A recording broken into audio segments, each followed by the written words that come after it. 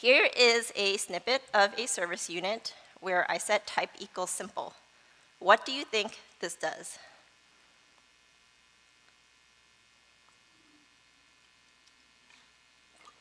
Who thinks that this tells systemd that my unit, my service, is up and running when the binary is running?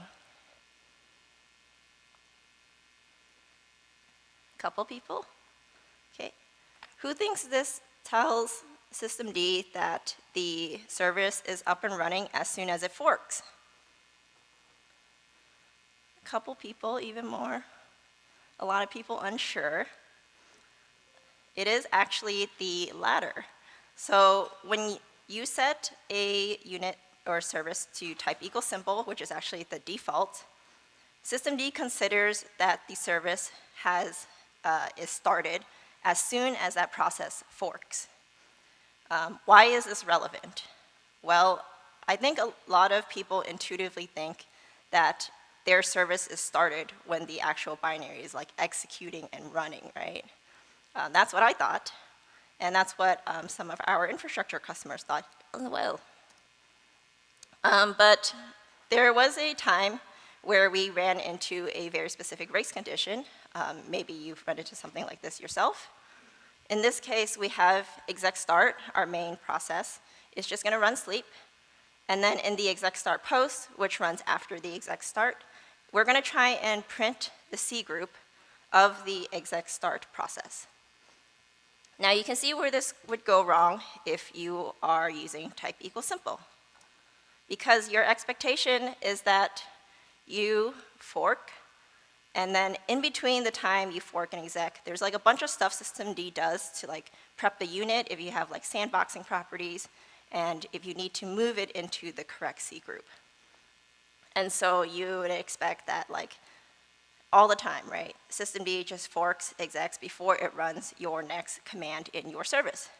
But the reality is, because of this type equals simple behavior, you could fork, and then systemd immediately starts running the exec start post, and in this case, it would print the wrong C group because we had not yet moved the main process to the correct C group. The situation that my partner team ran into is that they were actually trying to do something like this, but instead of printing the C group, they were actually trying to move the main process into a different C group by figuring out which C group it had started in. And this actually caused a lot of funny business because systemd is PID1, and PID1 is the one who's like forking and like moving all of the processes. And so you can imagine that you'd run into situations where in the exec start post, you're actually moving PID1 to a different C group. And you really don't want to do that because you could be setting the wrong resource control settings on PID1, and that can cause a lot of weird things to happen with your system. The man pages since systemd 253 have actually been updated to specify that type equals exec is a better choice. So this will give you the behavior that we want in our expectations, where the service actually executes before systemd considers the service started. Now there is one situation, or there's probably more, but there is one that comes to mind, where type equals exec doesn't help you. So in this case, I am setting a requires dependency on food service under dog service. And so what I'd expect is that I don't run dog service unless food service is like running and like good and started like successfully. However, you'll see that on food service, I am running bin false. So this exits with a failing error code, and the unit will be marked failed. So the situation here is that systemd only considers when food service starts. So in this case, as soon as it execs that bin false, systemd considers it started. It cares nothing at all about the return code in terms of whether a dependency is satisfied or not. And so I had expected food service to not run, but in this case, dog service ran because food service successfully started and things like that. So this was I say this is kind of a common assumption, I guess, if you're not like paying careful attention to when your services start. But I ran into this specifically when writing one of the exercises for the systemd workshop that Alvaro and I hosted a couple years ago. So the way to fix that is actually to use type equals notify. And I think if you have the capabilities to modify your application, type equals notify is the one you should use. What this does is it tells systemd to wait for a specific message from your process or application that says, I am ready and I am started, before it actually considers the unit started. So in this case, bin false does not send any notifies, so it would fail and I get the behavior I want. In your application, you probably want to run the, set like the ready signal when you are finished doing any kind of like service prep, ready to take traffic and things like that.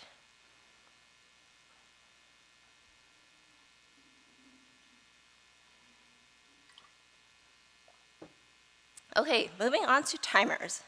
So I have kind of a love-hate relationship with timers because when we first did our migration, we tried to do it like kind of a straight translation of like the cron tab format and use like on calendar. So you'll see like a lot of older units in our fleet have something like this, where we set an on calendar, and then we add randomized delay sec, which is kind of like a splay. You want to add that splay because you don't want like all the timers in a fleet to be executing on the same interval. You actually want them to spread out so you don't like overload any traffic when you run your timers and things like that. But there is a trick with, or I guess there's a little issue with how timers are set up. So what, anyone want to take a guess at what that is?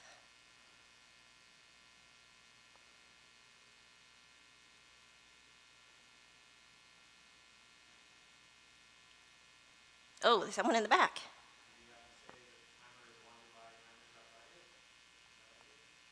Oh, actually, so an audience member asked or wanted to answer, is it because we are missing the timers that target dependency? No, you actually implicitly add it to all timers, so you don't need to add that. Oh yeah, you want to take a guess? 870 seconds is very close to 15 minutes. So what if our process takes longer than 30 seconds to run? Oh, so another audience member guessed 870 seconds is really close to 15 minutes, which is our interval. So what if our process takes more than like 30 seconds to run? Actually, that is actually an issue, but not the issue I was thinking of. So that was very sharp of you. Okay, so let's go into the issue that I'm thinking of, though that is something you should be mindful of, by the way. So internally, this is how systemd keeps track of timer runs, like kind of. It has the time when the timer last run, so I'm going to call that last elapse. And it has when the timer is going to next run, which is called next elapse. And then somewhere out there, it calls like now and figures out what the current time is. So in this example, I have the last elapsed time as like 0, and systemd, based on our previous setting, it takes that 15 minutes and adds like a random amount of time, and it decides the next time this timer is going to run is going to be 0:17. Let's say that we run systemctl daemon reload in between when the timer last and next is going to run. So if you don't know, systemctl daemon reload tells systemd reread all the configuration on our host and update the settings in memory. And for timers, what this means is it also recalculates that randomized delay seconds, that splay, that it adds to the timer interval. So after we run systemctl daemon reload, you might see something like this, where systemd recalculated that splay, added it to that 15 minutes originally, and the new elapsed time is now 0:20. cool, like no problem, right? Nothing bad's absolutely gonna happen here. Let's say that we are getting close. We're almost there at 0:20. We do it again. We run systemctl daemon reload. Except this time, it sets it back to our previous next elapsed time of 0:17. But look, our current time is 0:18. So what is systemd going to do? Systemd decides, oh, we already ran our timer. I'll just update the last and next elapsed time, and we're all good. We'll just recalculate, and when we next hit it, we'll just run the timer later. Hopefully you can see where the issue is, and I tried to summarize this into one slide, but it's kind of hard to summarize all of that into one thing. The core of the issue is that you start skipping a bunch of timer runs because every time you run systemctl daemon reload, it recalculates the display. And we ran into this because we had a bunch of timers in our fleet that are updating SSH certificates. And you can imagine that if those timers are not running, eventually you're going to get a bunch of expired certificates because they are not renewing. So yeah, big issue, especially because we do run systemctl daemon reload quite frequently because people are kind of changing units and things on the host all the time. So how do you actually fix this? In systemd 247, there was a new feature added called fixed random delay true. I call it deterministic display. What it does is that when you actually start a specific timer on a host, it calculates the display once based on the characteristics of like your host, the timer name, and things like that. And there is going to be one display or randomized delay seconds that it adds to the interval. So that way, every time you run systemctl daemon reload, it doesn't recalculate the display, and you get these consistent intervals that are still different across different hosts, but will be fixed on your system for that timer. Yes, there's a question.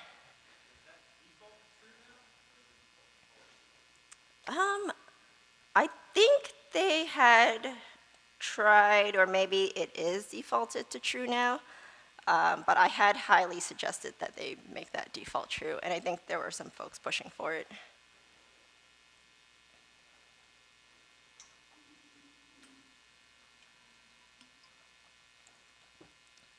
Now, if you were paying very carefully to the example, maybe you'll see that there is another subtle issue with on calendar, and the hint is daylight savings. Oh, actually, yes, daylight savings is tonight.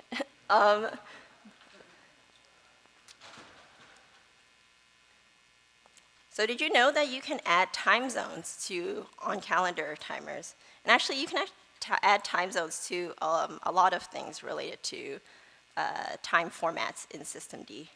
So this has existed since systemd 228, but we just never noticed it because who the hell would add a time zone to like your on-calendar or cron tab format?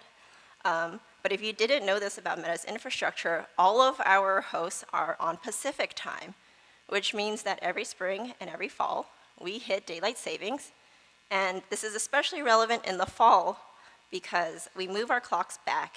And so we have this like hour where we're firing a bunch of alerts because timers are not running. And this has plagued us for a long time because we had never looked in the documentation and noticed that you can just add UTC to all of our on-calendar timers and avoid this happening. So yeah, just something to keep in mind if you happen to run your systems on a time zone that does daylight savings. Sorry, there were a couple questions. There was something in the back there. Does the clock not run in UTC by default? No, systemd uses whatever your default time zone is on your configured for your host. Yeah.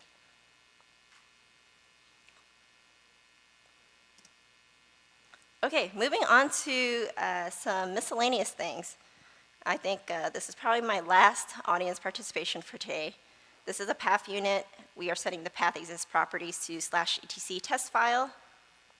Who thinks that when systemd sees this path, it's going to fire the corresponding service unit?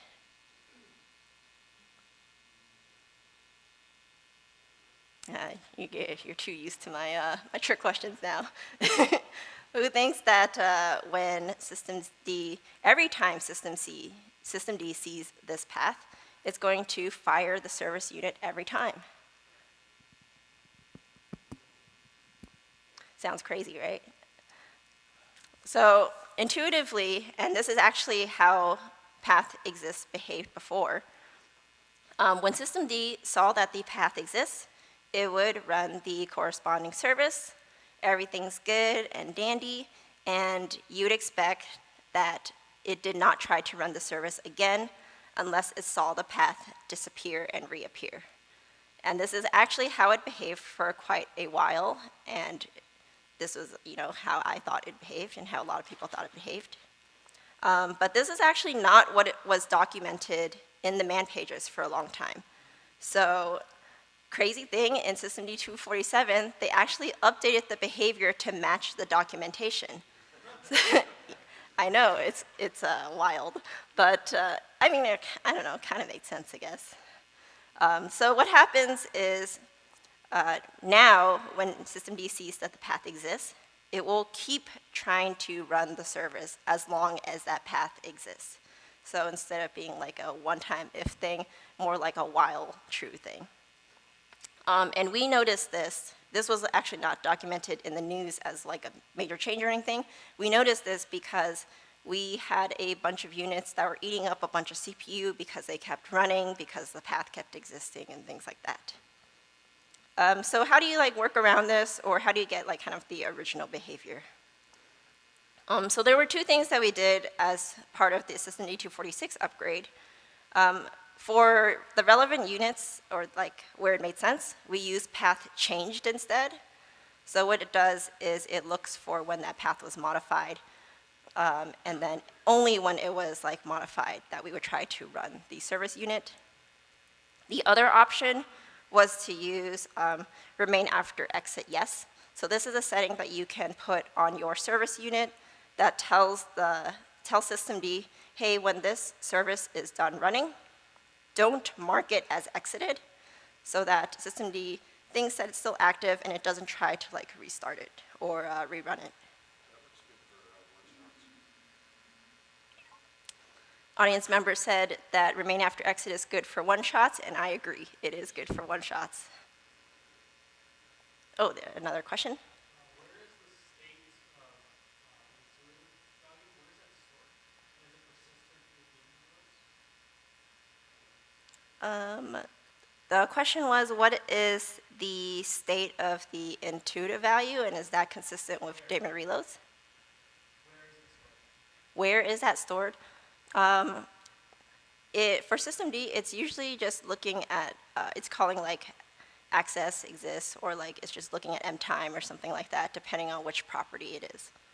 So this is one of those properties that's not stored in memory, so it's not affected by daemon reloads.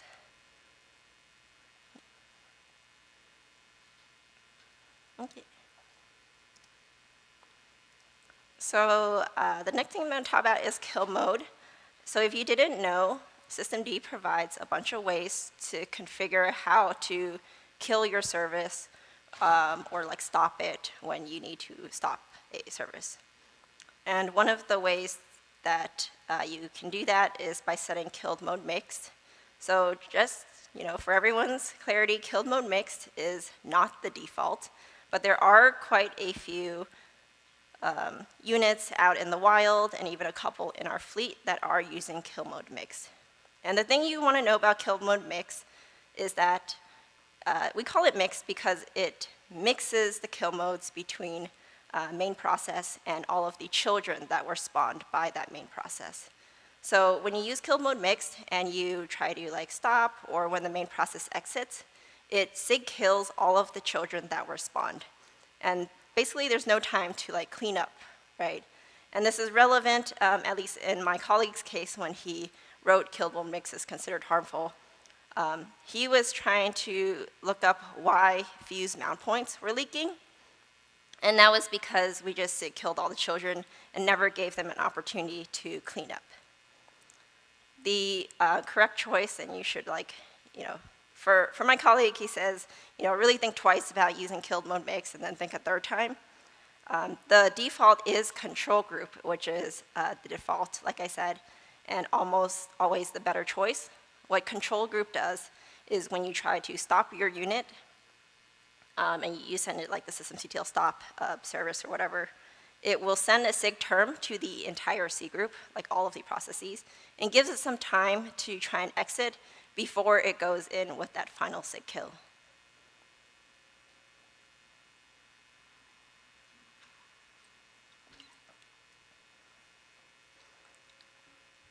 And then I think this is the last thing I'm going to talk about, cycles.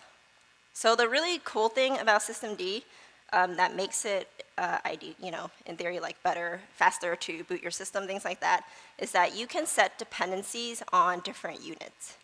And what that means is you can, like I said before, you can set like the requires. You can also set ordering.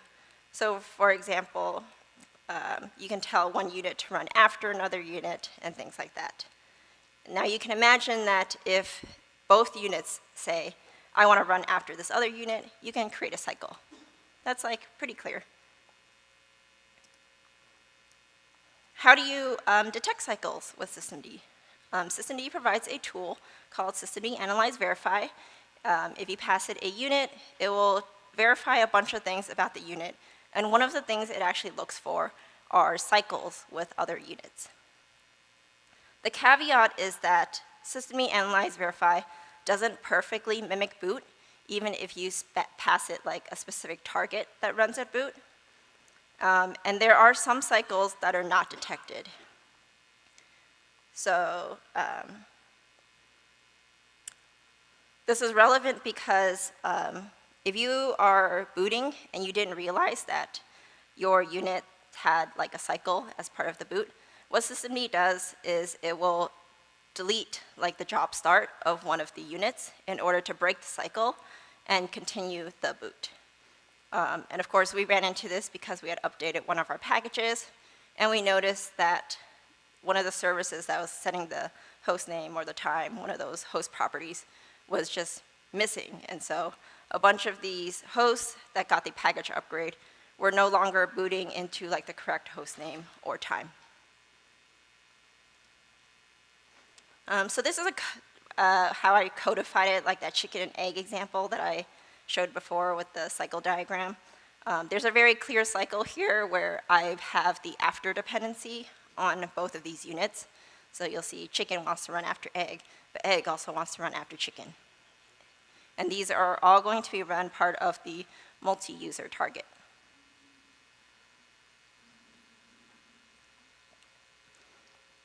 So here are some situations where systemd analyze verify would not detect the cycle. So if you just passed in like chicken service to systemd analyze verify or just egg service, it would not see the cycle because what systemd is looking at is only the properties related to that service. After and before, like these ordering dependencies, don't implicitly pull in like the start jobs for those dependencies. And so unless you are actually running those two units together, systemd doesn't see the cycle. This would be different if I had actually put requires or like wanted by along with the ordering, because those dependencies actually try and pull in, and then systemd would see that there's a dependency there. Oh, yes? So if you pulled in like a requires, why would you need after? If it's requiring it, that seems to imply it's already going to be after, wouldn't it? What was so? Do you want to answer that one? Is it like if you have an exec or something, it'll port, and then the requirement's met, and then your thing that depends on that will break because something's not up. I did the same thing. So the question is, if you're using requires, why would you also want to use after? It's because of the additional like exec start and things like that. It would not necessarily run it afterwards because of that behavior. Oh yes, another question or comment? Why doesn't systemd detect, like, why doesn't systemctl edit detect cycles? Like, it seems reasonable that it would check all the things that it's that the service is being edited after, and detect and then check that service and check the cycle, right? Oh, so the question was, why doesn't systemctl edit detect cycles when you're like modifying the unit and things like that?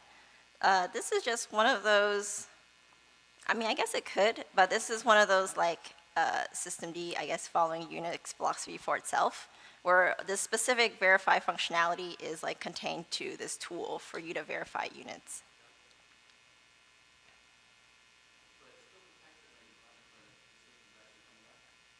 Yes, and I will, okay, so the question was, do we still detect the cycle when the system is coming up? Yes, and that is because of this.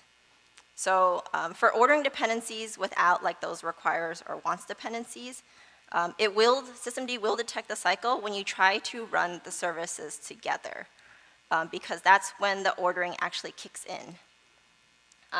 So you'll see that if you actually pass both those units to verify together, systemd will detect the cycle because it tries to like run the units together at the same time. And also as boot, it will run like multi-user target, which also tries to parallelize the start of the units, and so it will also see the cycles then. Cool. So that was it for like all my issues for today. But some tiny takeaways. You're not alone. It sounds like quite a few people have run into some of these issues themselves. It's pretty common to like misconfigure things, and documentation isn't always clear. Sometimes behavior even changes to match documentation, which is wild. I'm not always reading the documentation either. So, some of these like intuitive things aren't intuitive at all, I guess.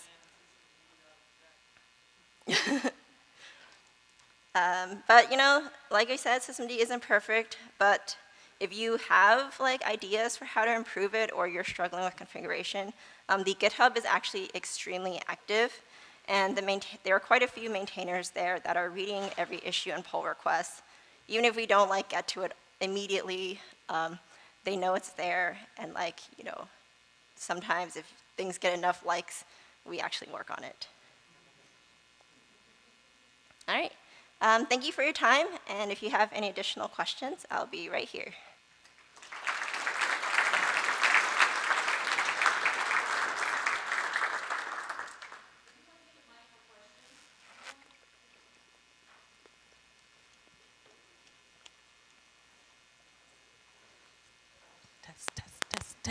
Test. Can you get into a cycle with wanted by? Can you get no cycle with wanted by? What do you mean? Can you get into a cycle with two units that want each other? Oh, can you get into a cycle of two units that want each other? Yes. So you technically can. The thing with wants is that it's not like a hard dependency, it's like a weaker dependency. So it will actually see the cycle, I'm pretty sure, but in terms of like if it accidentally breaks or like disables the start of one of the units to break the cycle, it's supposed to not really cause an issue because you told systemd that this is not a hard dependency. Okay, thanks. Anyone else?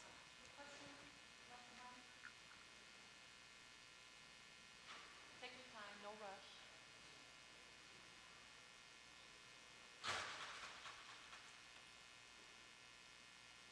No? Oh, guess that's it. Unless Anita has anything else. Oh, there's oh, someone okay. wants to ask something.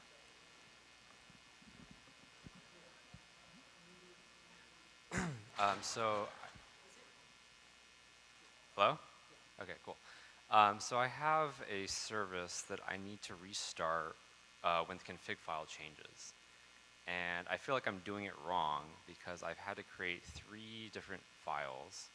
One that has the service, one that's checking to see if that config file has changed on disk, and another one to, I think it's a target file, to kind of check that relationship. Is there a better way to, like when config files change for a running service, to actually, like, for systemd to actually notice that something has changed, so maybe you need to actually go and restart that service? Is it not working? No, I can hear it. Okay. So the question was, is there a good way to tell systemd that when my configuration changes, I restart my service? Yeah. Is that the question? I mean, I think the right, I'm not right, but one way is to do it just with path exists and the service.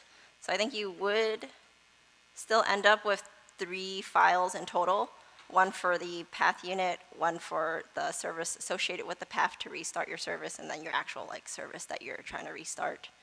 I mean, I think for us, we're like using Chef or some other, if you're using some other configuration management system, it would actually look and do the restart for you. But if it's just like you doing some automation on like one box, I would just use path exists, or sorry, path units. Anyone else? Oh man, is this gonna turn into like, how do I fix my system? Yeah, pretty much. This follows on the other gentleman's question. We have a ZynetD service that relies on an auto-mounted home directory, and that one's been a bit of a stickler for restarting because when different developers check things out, that path may change the symlink.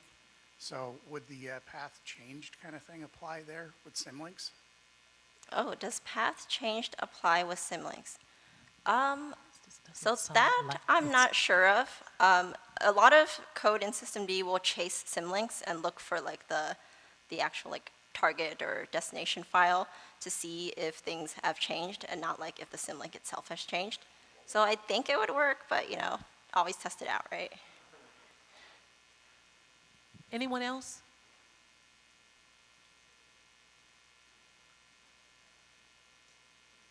Okay, cool, thank you. Thanks, everyone.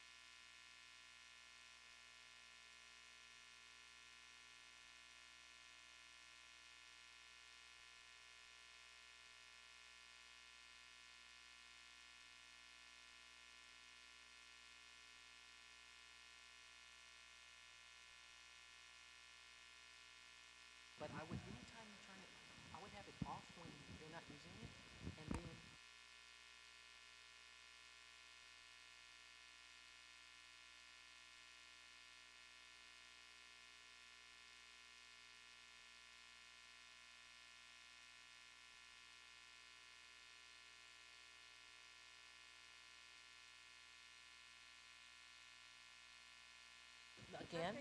No, again. Bazinga. See, what happens is it hears your voice and then it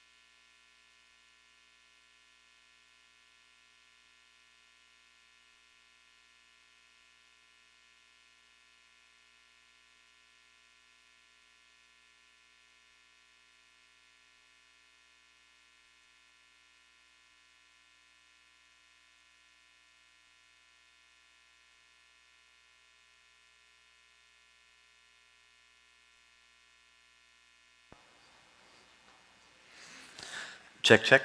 Oh yeah, it's working. There we go. Is that good? Is that too loud? Just right? Cool, thanks.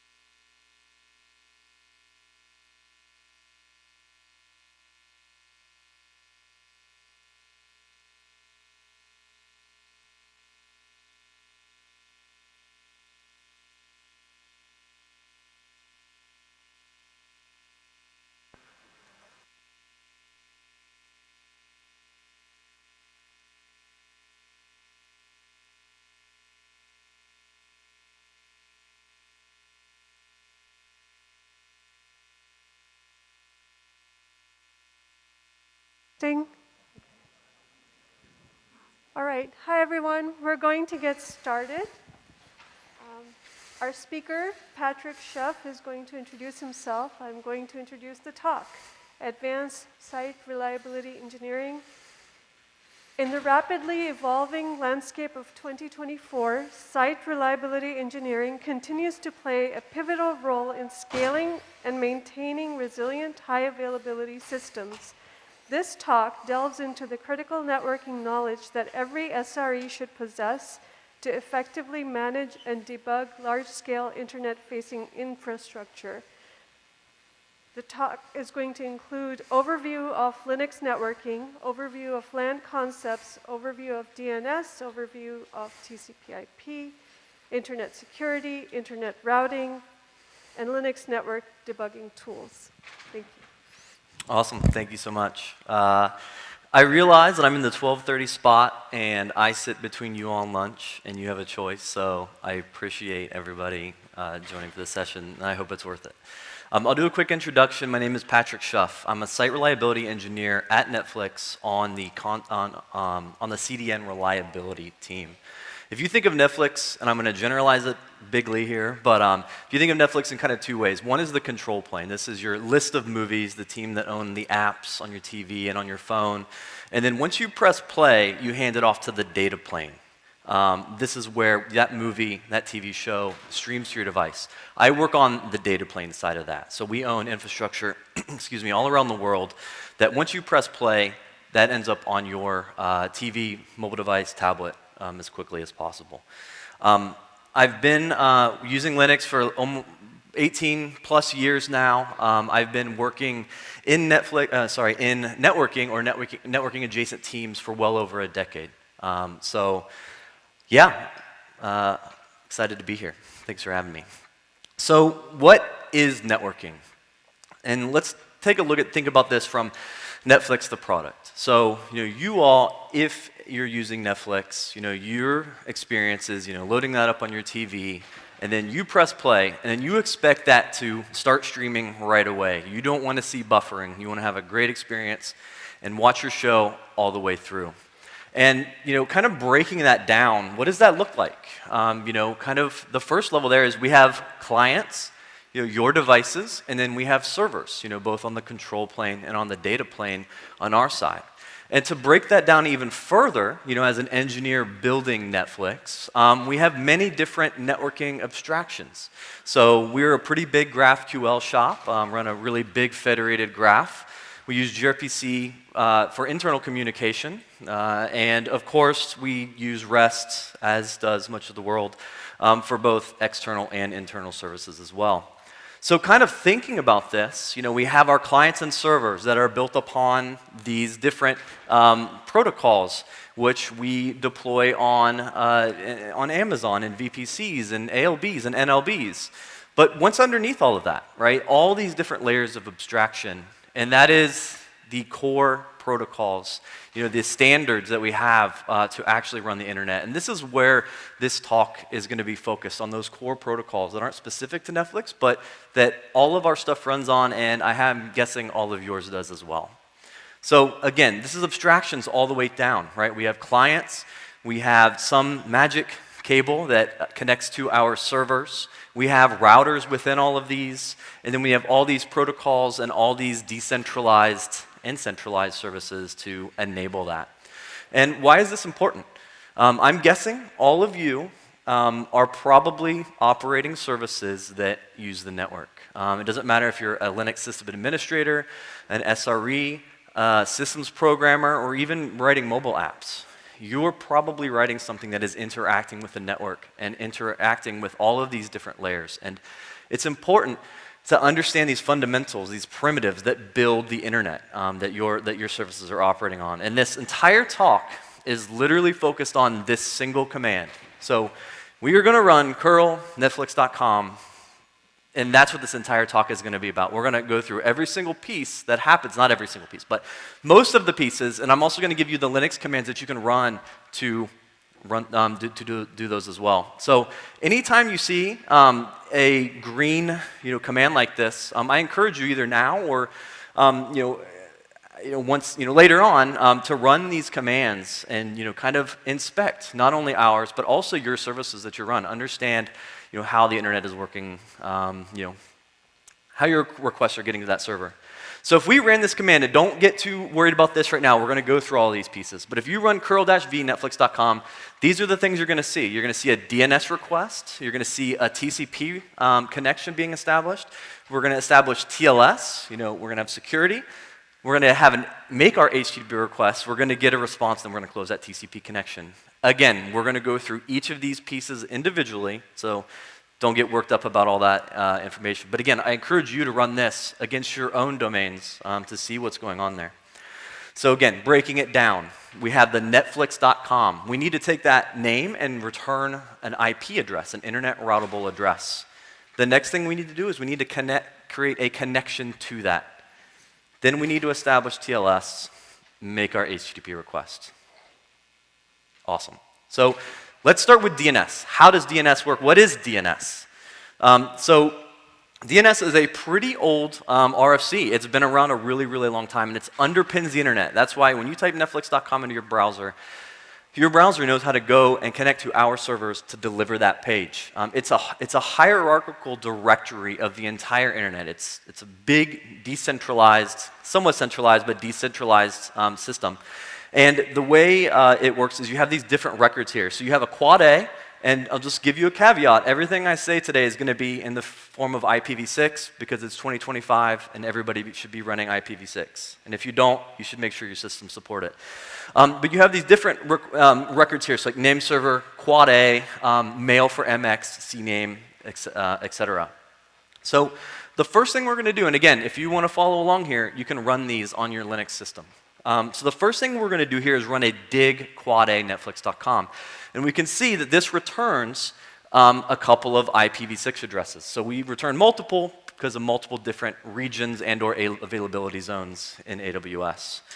But what's really neat about this is, right, this is just using whatever local resolver that you have set up in your resolve.conf or whatever your system's configured with, but we can actually do a fully recursive request with dig plus trace.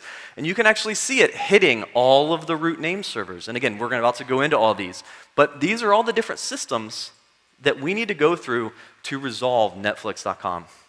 So let's start with the first one. We're going to start with that root, that dot. Like that's literally the first, oh no, what happened here? Okay, that looks really funny up there. Looks a little squished, that's okay. I think you guys can probably see it. So the first request we're going to do is look for the name server. What are the root name servers out on the internet that have the information for our TLDs, our top-level domains, .com, .net, .org? We're going to make a request out for that, and then we're going to get a list of a few different root name servers. So the next thing we need to do is, what is the name server that owns the .com top-level domain? So we ask the root name servers that, and then they return to us a list of the GTLD servers, the top-level domain servers for .com. The next thing that happens is we ask .com, who owns Netflix.com? Who is the authoritative name server for Netflix? And then it's going to return back, in our case, a couple of different AWS domains. This is just one of them. And then finally, we can get to the actual original question that we wanted to ask. What is the quad A? What is that IPv6 address for Netflix.com? And then we finally get that back. Awesome. So now that we've taken Netflix.com and we have an IPv6 address, next we need to create a connection to it so that we can then send our request. So before we do that, let's do a quick TCP IP review. So one thing you might learn in college or even in your day-to-day is the 7 layers of the OSI model, and we're going to go through each of those layers. So the first one here is your physical layer. So these are your, when you plug in that Ethernet cable, or you are on wireless, your 802.11.11ax or whatever the new hottest one is. This is your first physical layer. Layer 2 is our data link layer. So this is our Ethernet layer. This is where MAC addresses come in, and we'll go into that in a little bit. The next one is our layer 3 layer. This is our routing layer. This is what the internet runs on, is layer 3, IPv4, IPv6, etc. Layer 4 is our transport layer. So this is where typically TCP, UDP, other layers, there's other protocols in here, but these are the 2 most popular. And then once we get to the second layer, we can kind of fuzzy put TLS in there. This is kind of also sockets a little bit. Next is the presentation layer. How is that data actually being transported? Is it in binary? Is it in ASCII? And then finally, we have layer 7, our application layer. So this is typically, where HTTP, DNS, gRPC, those would fall into our layer 7. And this is something I think gets conflated a lot when we talk about routing and switching. When you go buy a router, sometimes it supports routing, or sometimes when you buy a switch, it supports routing. But it's really important, I like to be very specific when we're talking about, are we talking about the switching layer? Are we talking about routing? So these are, again, just concepts. Switching is done at layer 2, routing is done at layer 3. Cool. So how do we actually, so here, let's talk about like the encapsulation of this. So first, you have your Ethernet frame, which then encapsulates an IPv6 packet, which encapsulates a TCP segment, which then encapsulates your application data. So this is how the internet is built. This is how your data is constructed once we put it on the wire and send it out to the internet. So it's all abstractions. It's all encapsulation. So the Ethernet layer. So this is the layer 2. So it's something that I feel like I have more trouble at home maybe than I do at work, but Ethernet, understanding the Ethernet layer is really important. And here's a few commands. You can IP link list to see all the different interfaces on your on whatever your Linux box you're running. And then also, this is the neighbor discovery protocol, IP-6 neighbor. So in IPv4 world, this would be ARP, the address resolution protocol. In V6, they renamed it to the NDP, the neighbor discovery protocol. So again, just kind of mapping some of those things out for you. It's kind of interesting to see who's all on your LAN or discover any neighbors you have. And also you can do IP-4 neighbor as well. It's the same as ARP. So now let's go to layer 3, so our IP layer. So this is what our IPv6 header looks like. It's actually very similar to IPv4 as you can expect. It's actually simplified though. But the most important thing here are your source address, who is that source IP, and then that destination address, that destination IP. And then there's a couple other nice things in here that we won't get into now. But if you want to see all the IPv6 addresses on your system, IP-6 address list. Now we get into the connection layer. So we now have the TCP header. So this is where we have the concept of ports. So any TCP connection is going to have a source port, the client, and then a destination port. So in our case, we're going to be talking HTTPS. We're going to be using port 443. So that's going to be the destination port from the client's perspective. Then we have a couple other important pieces here, like sequence number, so that the client and server can be in sequence as they send data and make sure they don't lose any. And then we've got a couple other flags we'll get into in just a little bit. And then I've got some commands. We're going to dive into sockets in a little while. And then finally, we get to the actual request that we were sending. And in this case, and we're going to get into HTTP more, sending that just simple get hostnetflix.com, and then so that's our layer 7. So again, this is what it looks like on the wire. If you're reading this in from a raw socket, you're going to see in the IPv6 world 40 bytes or more. In the TCP, you're going to have 20 bytes or more, and then that leaves you, so a couple other concepts here. On the internet, you have a concept called an MTU, the maximum transmission unit. It's definitely not a guarantee, but in general, you can expect the maximum transmission unit on the internet to be a 1,500 byte payload. So that includes your IP and TCP headers. So you have 1,500 bytes there, you have 40 here, 20 or more here, which leaves you up to 1,440 bytes here. And then this is also commonly considered the MSS, the maximum segment size. So your TCP maximum segment size, what can be in that payload. Awesome. So again, kind of reiterating this encapsulation. So we have our Ethernet frame, our switching layer, we have our V6 packet. This is what's being routed across the internet. We have our TCP segment, which is our connection and our application data. Awesome.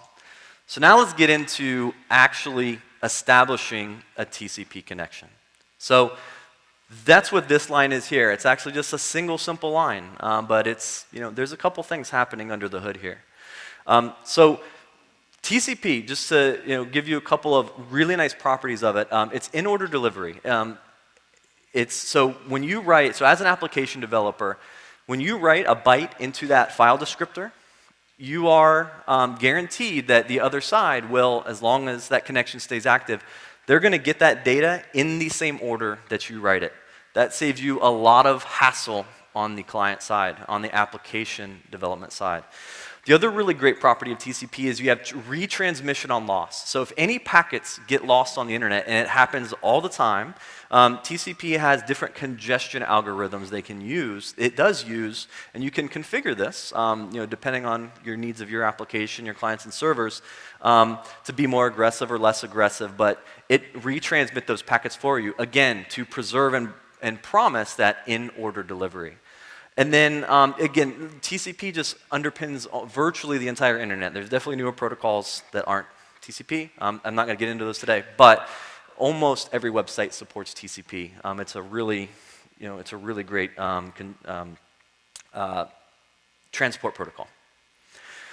One important piece of TCP is flags. So these are each one bit of information. And these are basically there to help synchronize state between clients and servers.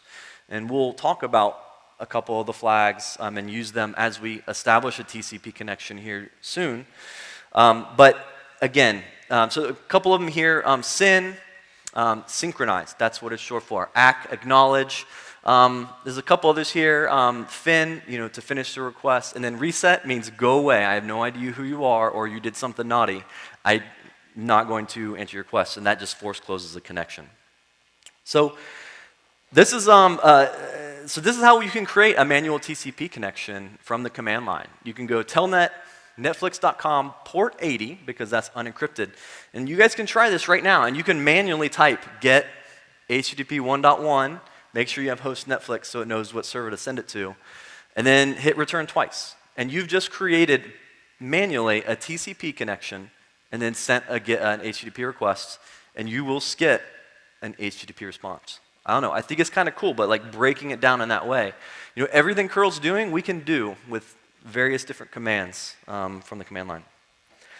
So what does a TCP three-way handshake look like? Again, what we're doing here is we're establishing a connection between a client and a server, and they need to keep that state. So the first part of this is we send an IP packet over to the receiver, so from the sender, and then we flip that SYN flag. So that means, again, synchronize. So sender, client sends to the server, SYN. The server will take that, it will accept it, we'll talk about sockets here in a little bit, and then it's going to return a SYN and ACK. So it's saying, I want to synchronize with you. They exchange some things like sequence numbers, and then I acknowledge your SYN. And then lastly, the client will send back an ACK. They're acknowledging the server's SYN, and then at that point also, they might send their application data. So SYN, SYN-ACK, ACK, the TCP three-way handshake. So let's just, for example, say that our client and server are about 28 milliseconds apart. So when you think about that, and that's about a distance between New York and San Francisco. So you have 28 milliseconds here, 28 milliseconds here, and 28 milliseconds back for a total time. Again, that's also including the response here. So it takes about 104 milliseconds to go across the United States to do a simple GET request in this way. Doesn't seem like a lot of time, but here in a little bit, you'll see why it can actually take a lot more. So now let's talk about TCP sockets. So a socket is a construct by multiple different operating systems. Linux, of course, supports sockets. But it's basically a construct in the kernel where you can, it's how you create new connections or new data streams. And so you can bind to an IP, bind to a port, listen on it, a couple of different important things here. So creation of socket, and again, this isn't a socket programming talk, so I'm not going to get into these. But these are the most common here. You can bind, you can listen on a socket, you can accept a new connection, or you can connect from a client to server. And sockets, basically they're just like a file. They're just a file descriptor, right? You write to them, or you send and receive from them. And then if you want to check out more, you can go to man socket. So another really important concept, especially in the context of SRE, is understanding TCP socket states. So a socket is just, at least a TCP socket is a big state machine. So let's look at our example here of our TCP SYN, SYN-ACK, ACK, right? Our three-way handshake. So here, from our client, we've sent a SYN. And I'll show you how to look at sockets here in just a moment. But that socket ends up going into a state called SYN sent. And then the receiver, it's in a listen state. So it did that bind and listen. And then it goes into a SYN receive state. Once the client has received the SYN-ACK, then it goes into an established state. And then again, once the server receives that last one, it goes into established state. This is something I've seen at almost every company I've worked at. Eventually, you'll run into some craziness where you have a bunch of SYN sent or SYN received or time wait. Hopefully, you might not get it all right now, but like hopefully you remember this talk and be like, why do I have hundreds of thousands of connections in time wait? It's because you probably have a client or a server not handling those sockets correctly. Maybe it's overwhelmed, for some reason. But this is something that I've learned the hard way in my years doing this.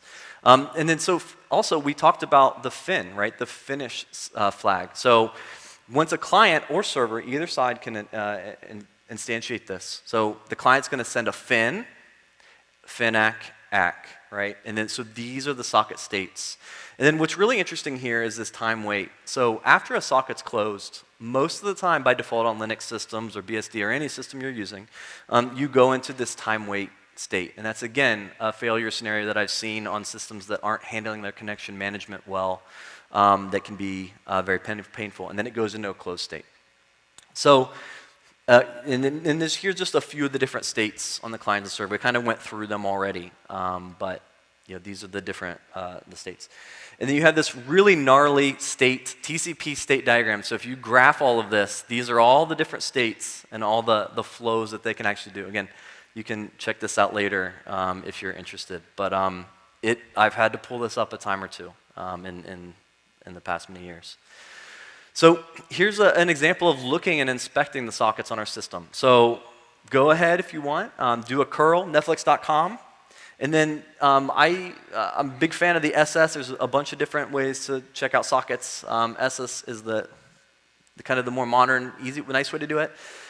And then we can see here that this curl, it must have completed because we have a socket in time wait, right? That means the connection is closed and it's waiting to go and recover that. And we could see our local address. So we could see it used an ephemeral port, right? Just a random port in some range, which is a sysctl that you can look at. And then our port was HTTP, because since we did HTTP there, and we can see our destination port. And then if you run it a few times, you should see those sockets start stacking up. Curl's not going to reuse connections across runs, so you'll see different sockets. And then again, this is just a nice way to see what's going on in your system. What am I connected to right now? So again, just something to explore on your own time. Awesome. So we've now taken Netflix.com, we've got an IP address for it, we've just established a TCP connection, but it's 2025 and we also need to make sure it's a secure connection, establishing TLS. So let's get into TLS. So this is a pretty noisy part of our curl, our curl-v. There's a whole bunch of things happening here, and we'll dive into those. So what is TLS? Or you might hear it as SSL. TLS provides three really important properties. So the first one is encryption. It makes sure that anybody between the client and the server cannot see the data that is going between them. It should be completely obfuscated. And again, that's a guarantee that, assuming the client server uncompromised, that it gives you. Nobody can man in the middle data traffic from a public internet perspective. The next thing is authentication. So TLS provides authentication through certificates and different certificate authorities to guarantee or give you very high confidence that the person you're talking to, in this case Netflix.com, is owned by the organization Netflix. So, and we'll get into how that's done here in just a moment. And then lastly is integrity. So it ensures that any packet that is going through the internet, even if somebody modifies some of those bits, TLS is going to reject that. It does not allow you to modify anything, and you have some different hash functions to guarantee the integrity of the data that you're receiving in your application. So how do we create a TLS socket from the Linux command line? So we have OpenSSL. So all you got to do is open SSL, sclient, connect netflix.com, port 443. Again, we're not using 80 anymore, now 443 because it's TLS. And then it gives you, just like our telnet, the ability to send data in there. So again, you can get HTTP 1.1 host netflix.com, and you're now sending an HTTP request by hand over a TLS connection. Pretty cool. Awesome. So what does a TLS handshake look like, right? Again, we need to establish a connection or a session between a client and a server. So the first thing we have, we've already covered this, is our TCP connection, right? We need to have a reliable connection. So we have a SYN, a SYNAC, and an ACK. So now we need to start working on TLS. And TLS is actually a four-way handshake. So you have your client hello and server hello. And this is where they're negotiating a couple things. The server is presenting its certificate. They're determining what ciphers that they support. Again, just some parameters to establish what that secure connection is going to look like on both ends. And also, ALPNs is kind of an interesting thing. It's application layer protocol negotiations. They're actually negotiating what version of HTTP or whatever protocol you're using, it could be gRPC. You actually do that negotiation in these modern versions of TLS in your TLS negotiation, just to kind of skip a layer there. And then from there we have client key exchange, change cipher spec, and then lastly, kind of fully finishing that TLS connection. Again, the important part of TLS is you agree on, in one or more, there's a couple different ways to do it. You agree on a way to encrypt the data so that only the other side can decrypt it without ever exchanging that key material between the two that can do that decryption. So, and then finally, we get to actually do what we intended to do here and send our HTTP GET request. So going back to our example from going from New York to San Francisco of 28 milliseconds, just by adding TLS, so if you remember, it was only 104 milliseconds to go across. Just by adding TLS, we've more than doubled the time it takes just to do that simple GET request. So all that is to say, TLS isn't free. There's a lot of, there's performance impact. One, we obviously just saw there is, a network cost to adding the four-way handshake.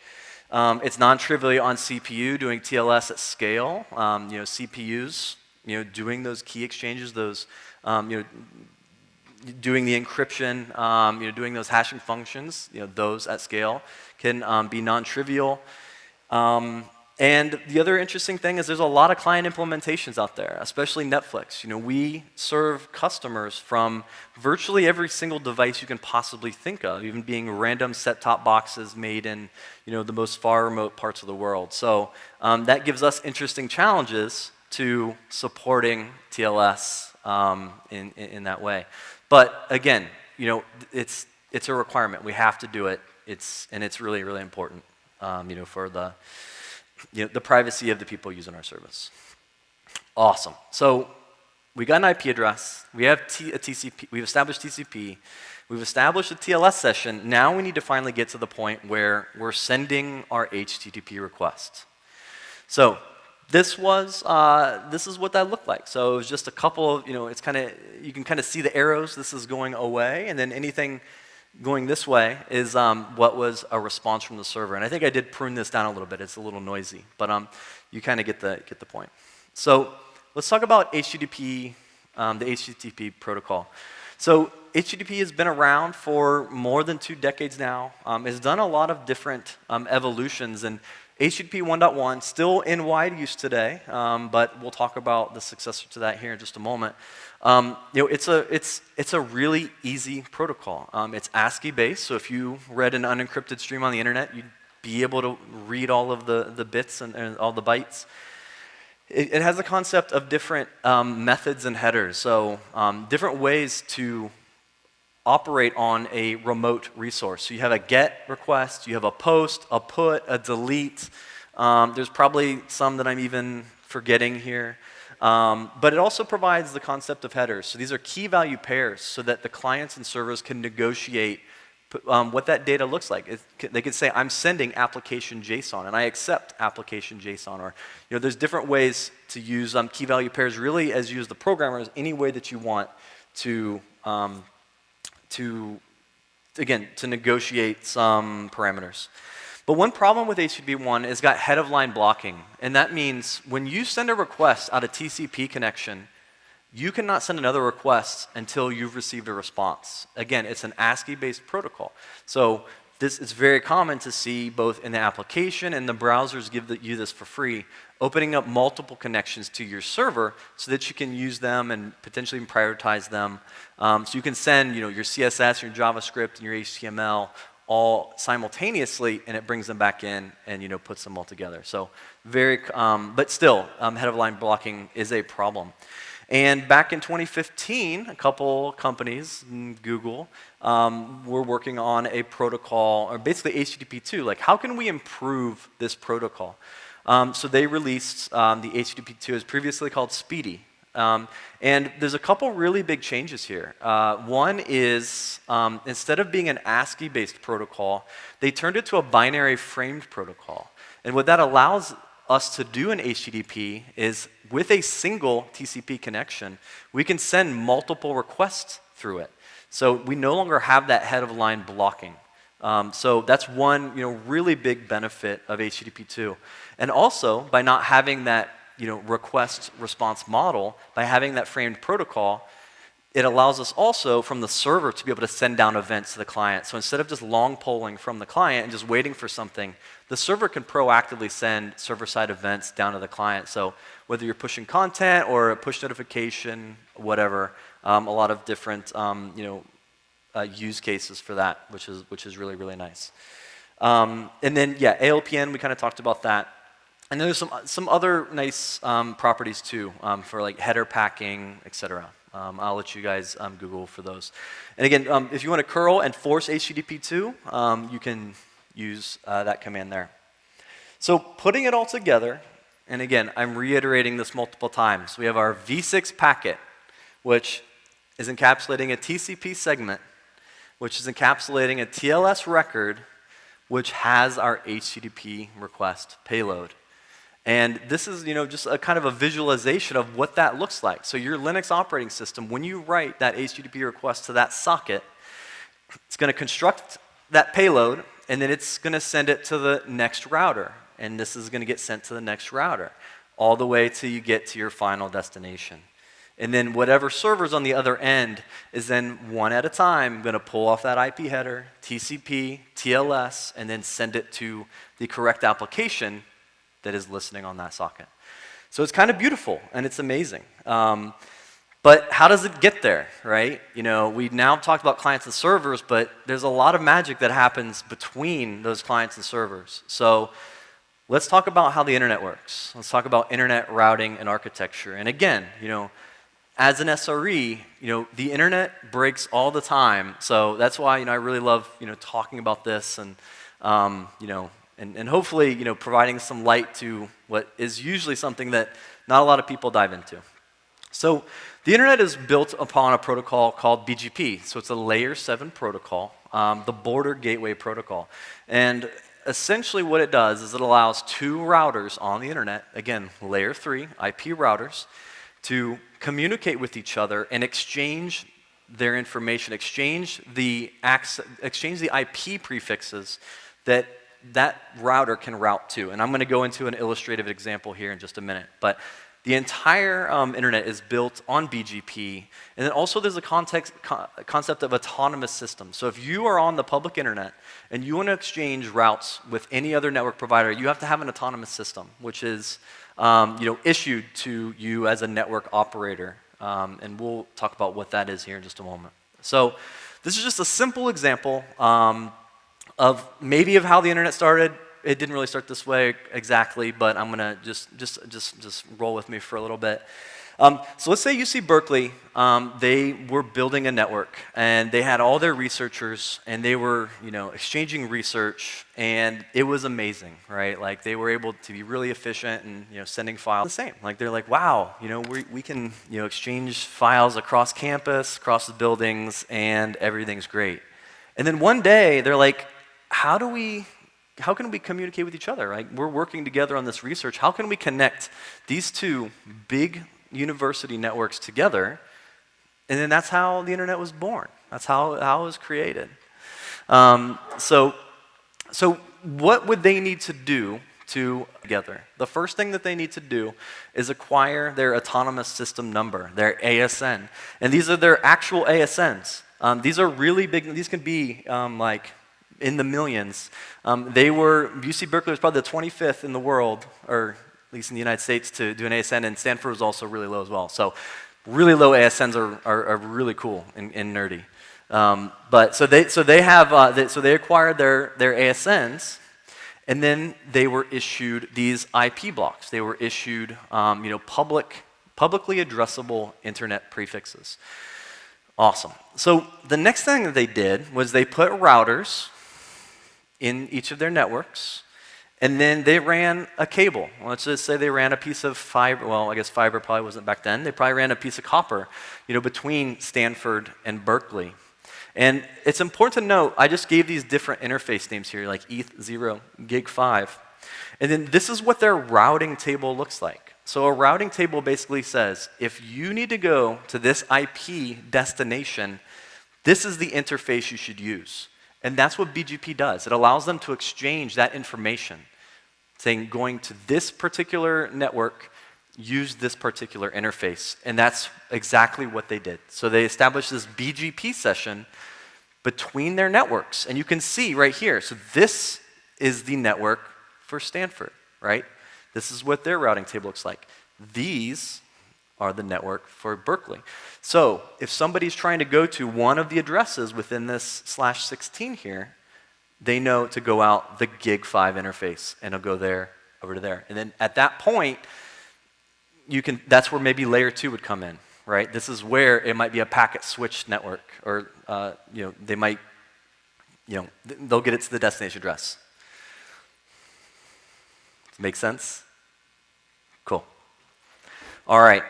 So Stanford and Berkeley, they were, really happy. They were getting really efficient at exchanging research. And then UCSD came in and I want to join the network too. So they added a router. They ran copper to each of these different other networks, and it was great. And then UCLA jumped in, and they wanted to be a part of this too. And then you can just imagine how this would grow. And then eventually the folks outside of university wanted to be a part of this. So that's where internet service providers started joining these networks, connecting them up, connecting to each other. And you can just see over time how this blossomed. And this is where we've been, the last 35 plus 40 years, is, all these networks joining together. And BGP is the protocol that keeps them all together and allows us to propagate, and allows the internet to actually work. So let's just, for example, say we have a client and a server. There's no guarantee on the path that it's going to take. BGP is a big decentralized system. There's no centralized authority for how networks exchange routes to each other. There's definitely, it's not always guaranteed it's going to be the fastest path, but it's good enough. And the internet, amazingly, it's really amazing that it works as well as it does. So the way, and then you get a Debian package here, and I'm running dpackage-i to get the information, like dependencies, and then at the end it showed where the files were going to be installed on the disk. Okay, so that's one way of doing it. There's many ways of doing it. A more proper way of doing it is to use a tool called SBuild. This is going to use Deb Bootstrap to create a little chroot environment for you, a kind of a clean environment for, it allows you to target a specific distro.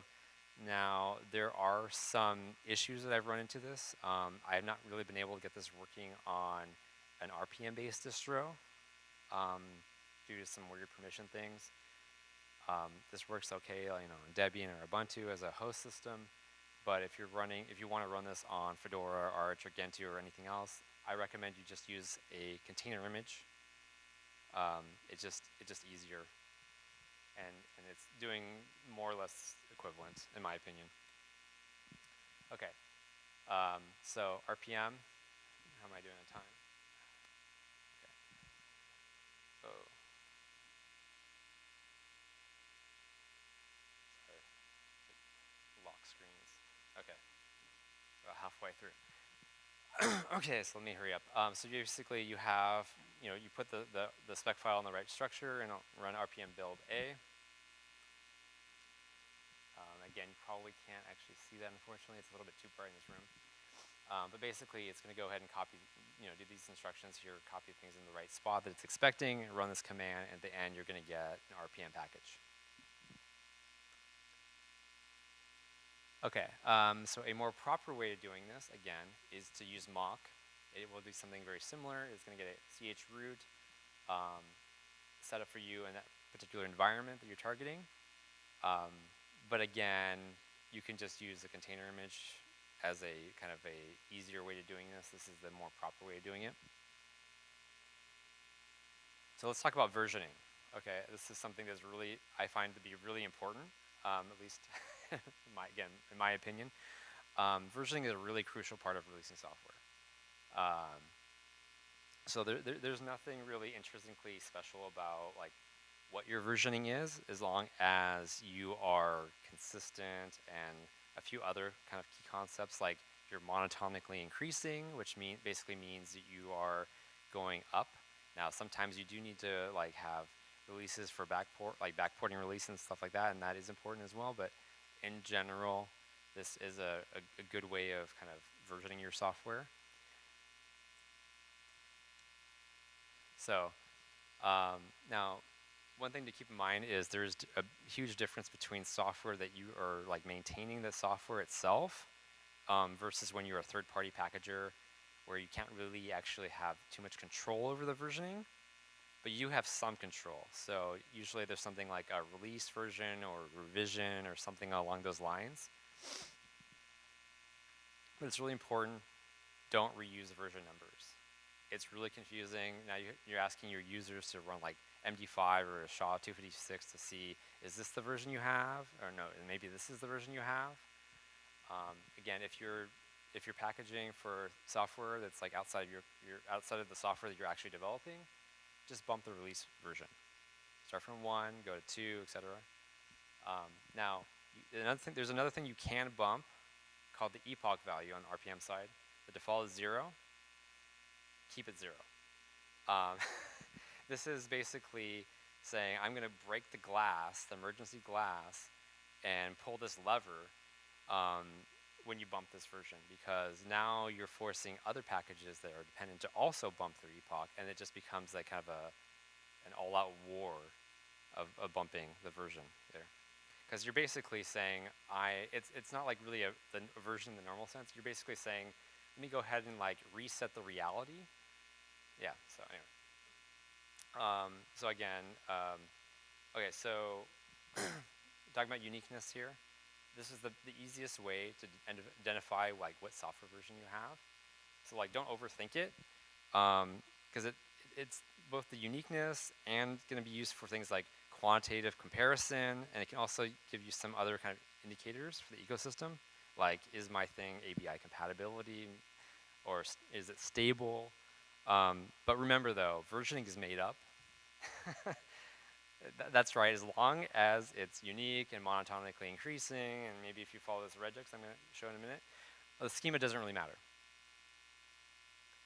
So, of course, you've heard of semantic versioning, and there's these kind of big push for semantic versioning, and each of the different fields has some meaning. Now the problem there, of course, is it has different meaning depending on which person you're talking to. There's SCaLE versioning, which is kind of like, you're saying, okay, this software is version 2015.5. That's great to indicate, you have a bunch of different software in a bundle. But basically all it tells you is this software is stale. This is software that is 10 years old. You can also use this to kind of indicate what stream. Is this a beta software? Is this stable, long-term support? There's other ways to indicate this, but you can put this in the versioning. Okay, so, okay, good. 1, 2, 3, 4, 5, 7. Wait, what happened here? Why is 6 hiding? Because 7, 8, 9. That's a dad joke there for you. So, like I said earlier, it's good to have it monotonically increasing. Now, of course, sometimes you can't do that for other reasons. You need to use some time travel. But another thing here is you can have versioning like 5.1 and 5.10, and maybe you're thinking to yourself, okay, like I know that 5.1 is less than 5.10. But if you are writing your own version parser because you want to say, oh, I want to get the latest version or I want to get the oldest version or something along those lines, you might think, okay, I can just kind of convert these version strings that are kind of like floats using multiplication. Let me just multiply that by 10. Okay, so that's 51. Well, that also is 51, but that's not what I intended. So instead of writing your own, if you're using shell scripting, I recommend using something like /V. It will do the right thing. If you're using a language like Perl, there's version CMP. If you're using Python, there used to be a thing called distutils.version that's now deprecated. There's a package called packages that will allow you to kind of do that version comparison stuff. It's better to not, just like your own encryption, it's better to not roll your own. Okay, so now you can also have other characters in there. You see a lot of these version numbers that don't have like letters or whatever, right? But technically you can put letters in there, but again, is A less than Z? Or is it the same? Some of these are going to strip out these extra characters. Some of these are just, oh, so that you can see in the file name or whatever, like, oh, you're, as a human, but package manager might not actually care about this. The fourth one here, maybe you have a schema that is like 1.2, so you say, okay, well, I have a major version and I have a minor version. But now in the next version, it's 1.2.3.4. That's changed because, of course, you can change that on a per build, even a per build basis. I know this is something that trips up some people that are doing some of the packaging of the software that I'm doing. Another thing here is, you have $400 or $500. Same kind of thing here. You might think, oh, let me just multiply this by 10 or 100 or 1,000 or whatever. But then you have to convert it back because maybe you're like doing a sort, right? And then you want to say, okay, well, let me grab the thing back. Well, now it's not the same. Maybe you get 400 back, but not 400.00. So again, this is back to the don't roll your own if you can. Okay. Now let's talk about some kind of character restrictions. That's a little bit hard to read, sorry. So if you're going to have software that is going to be packaged in the Debian format, the Debian format uses underscores as the field delimiters for the file name. So that means that you cannot have an underscore in your version. On the other side of the fence, because of course, there's always going to be a slight difference between Debian and RVM. Hyphens are the field delimiters. So don't use a hyphen in your version because it's not going to work. Another thing that I ran into recently is that in the Fedora packaging guide, they are now recommending you use the caret symbol to indicate packages that are considered snapshots, or what I call idempotent packages that don't really change. But curl doesn't like that because that's not technically a valid URL. So my current workaround is to use wget. So here's a regex pattern. If you can, I recommend you follow this regex pattern for your versioning. It's pretty common in a lot of software that you might be using already. And it kind of ticks all the normal boxes. So like, I know this might look a little bit messy. Basically, this is, you have like 1.2.3 or whatever, like any kind of combination there. That's what this regex pattern will do. Okay, so yeah, I think we're pretty good on time. So we play a game. Okay, so what I'm going to do is ask for some audience participation. I'm just going to ask you to call out a number from 1 to 18. And then as an incentive, I'm going to ask, then you can go and come up here and you can grab some swag. So I have some rulers, there's stickers, there's some pens, and there's some pins. So just come up here. So let's open it up. Oh, so originally it was going to be 99 problems like the talk, but that's a little bit too much. So again, let's stick with 18 of them. It's 17. Cool, thank you. You can, whenever you want, you can come up and grab something. Okay. So I'm a user, I'm installing the software using the instructions that you provided, but I get some other version of the software than what I expected. So pretty common, at least for me. So I also will open up to if anyone wants to like take a guess here that you can also do that or not. Any guesses? It's open it. It's fine. Let's see what it is here.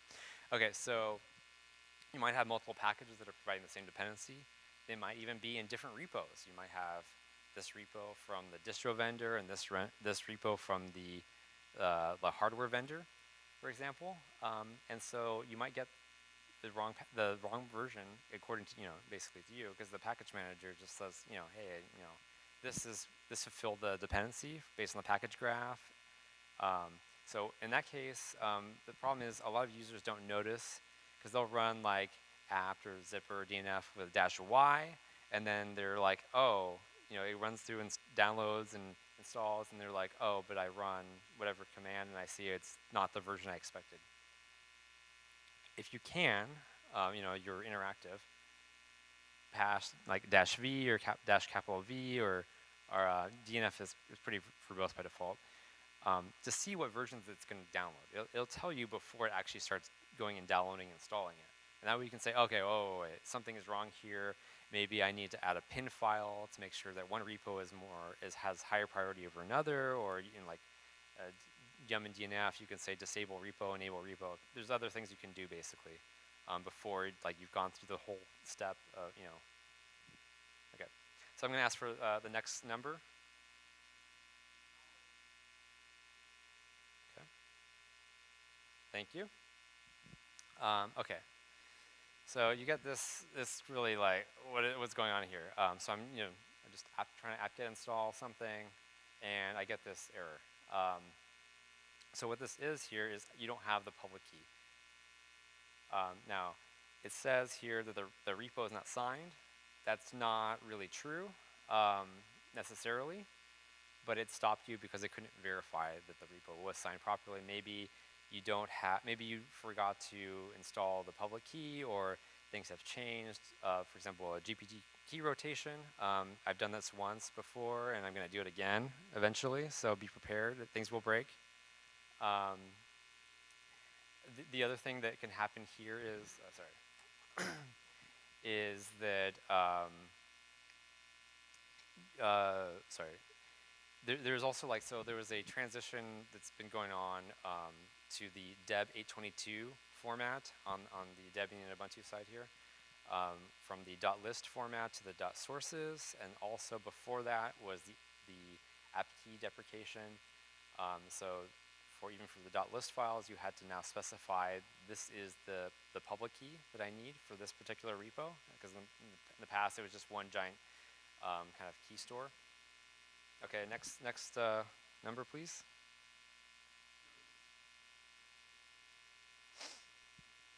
Okay, so there's a couple problems here. Does anyone have any guesses? So problem number one, you're using yum. You should be using DNF now. It's time. It's long overdue.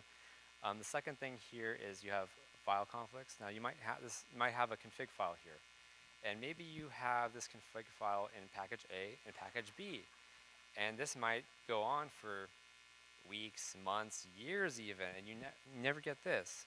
When do you get this? You get this when the config file has changed, because for RPM-based distros, they don't really care if they are identical. And so this might go on for a long time. Yeah, okay. Next number, please.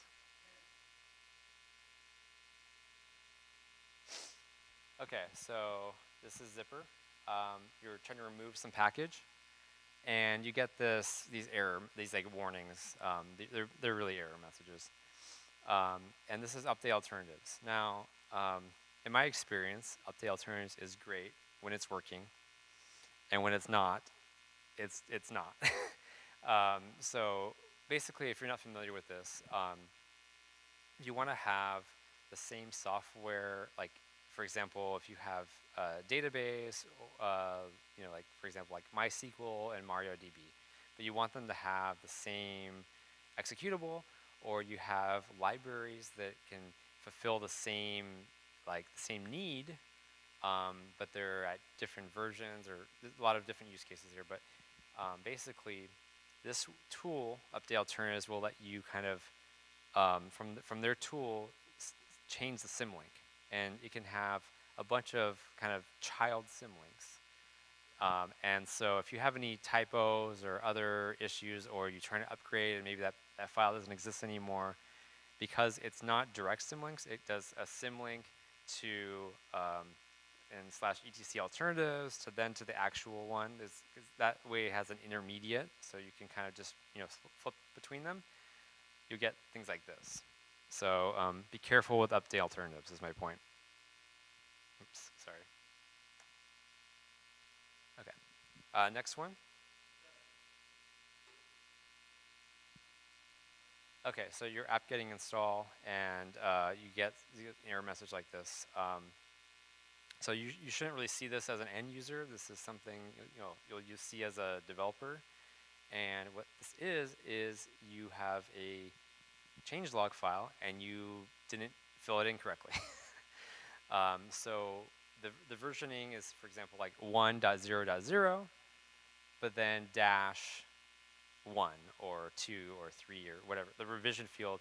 So the idea here is that you have your software version and your package version. Package version, if you have, for example, a mistake in your package, you just can keep incrementing that rather than trying to affect the software version, because that might not be software that you actually control, or you don't want to change that software just for a packaging related issue. Okay, next one, and also feel free to come out up over here anytime and grab something. Sorry, what was the number? Thank you. So you're running dpackage install. As don't run this directly, but as part of you're running your apt get install, it's going to run underneath the scenes dpackage install, and you get an error message like this, trying to overwrite this file, which is also in package B. Now, this is similar to one of the previous ones we just went through on the RPM side. But even if the config files are identical, checksum identical, dpackage will not allow the same package to have the same config, same file in the same location. So you just can't do that.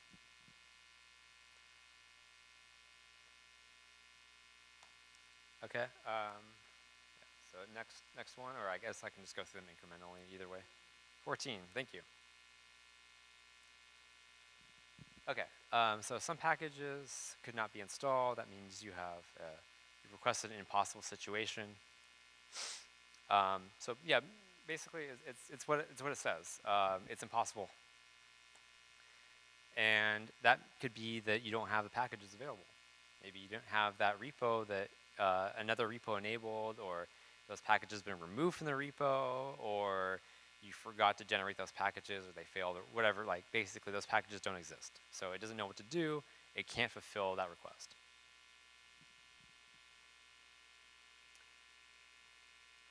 Okay. Let's see, I'm not sure which ones we haven't gone through, so let me just kind of speed run this. Number 1. Okay. So you get this error message. Package A depends on package B at some version, but it's not going to be installed. That's a super helpful error message. It's not. So what it is, and there's usually actually there's a little bit more, but what it is you need to keep following the dependencies. So that's that recurse apt function that I showed earlier. Eventually you'll find the broken package, and you'll get something like this. Depends on this version, but it's not installable. Due to many reasons, that maybe that package doesn't exist at that version, or it's a virtual provides, or one of the other mistakes here, basically. Okay, again, I'm not sure what version, so let's just kind of go through this real quick. I think we've done this one already. 3. Have we done this one? I don't think we have, but basically the TLDR is that virtual provides are hard.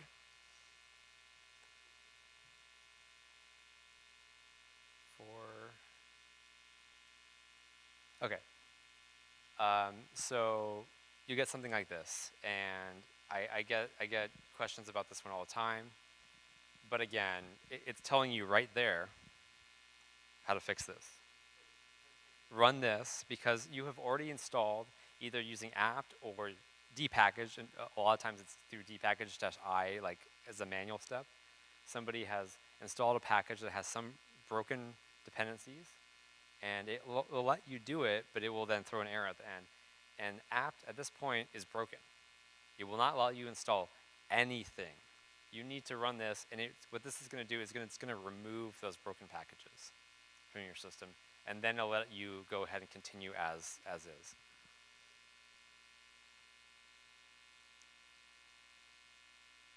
I think we've already done this one. Okay, here's another fun one, and I already kind of covered this, but basically, as you can see kind of in the highlighted here, so it's got a bunch of stuff here, but nothing provides package E at this epoch version. Again, this is because somebody has bumped the epoch version from 0.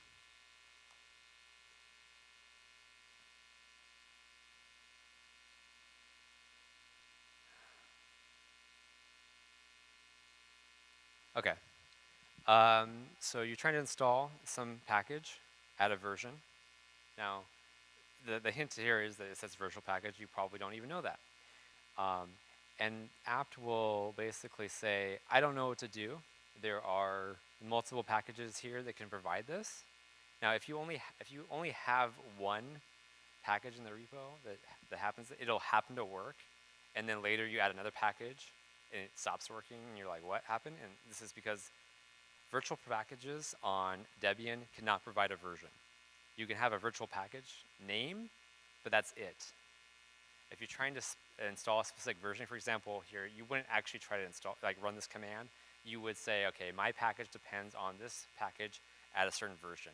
And that's the equivalent here. And so it won't work. Now you can do this on the RPM side with DNF and zipper, and they'll know what to do, but apt will not. It'll just give up.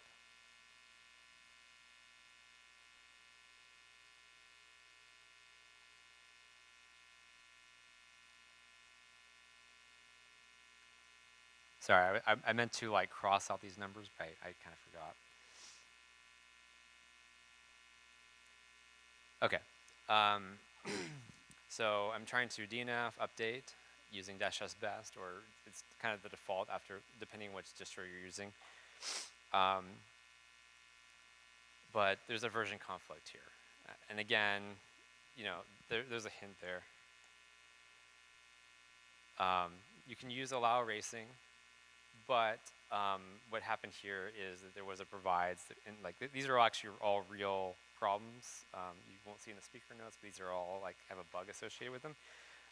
Provides was missing for the old package name.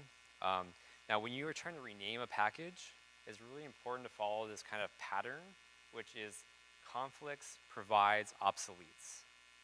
Make sure you have all 3 of those when you're trying to rename a package, because otherwise you will find there's a bunch of edge cases like this. Now on the Debian side, I don't think I have a slide on this one, but there's this concept called transition packages, which will kind of help you rename a package kind of over time. The tricky thing there is you kind of have to keep that transition package, that kind of fake package, around for a while so that users can safely upgrade. Okay, let's see. I did this one already.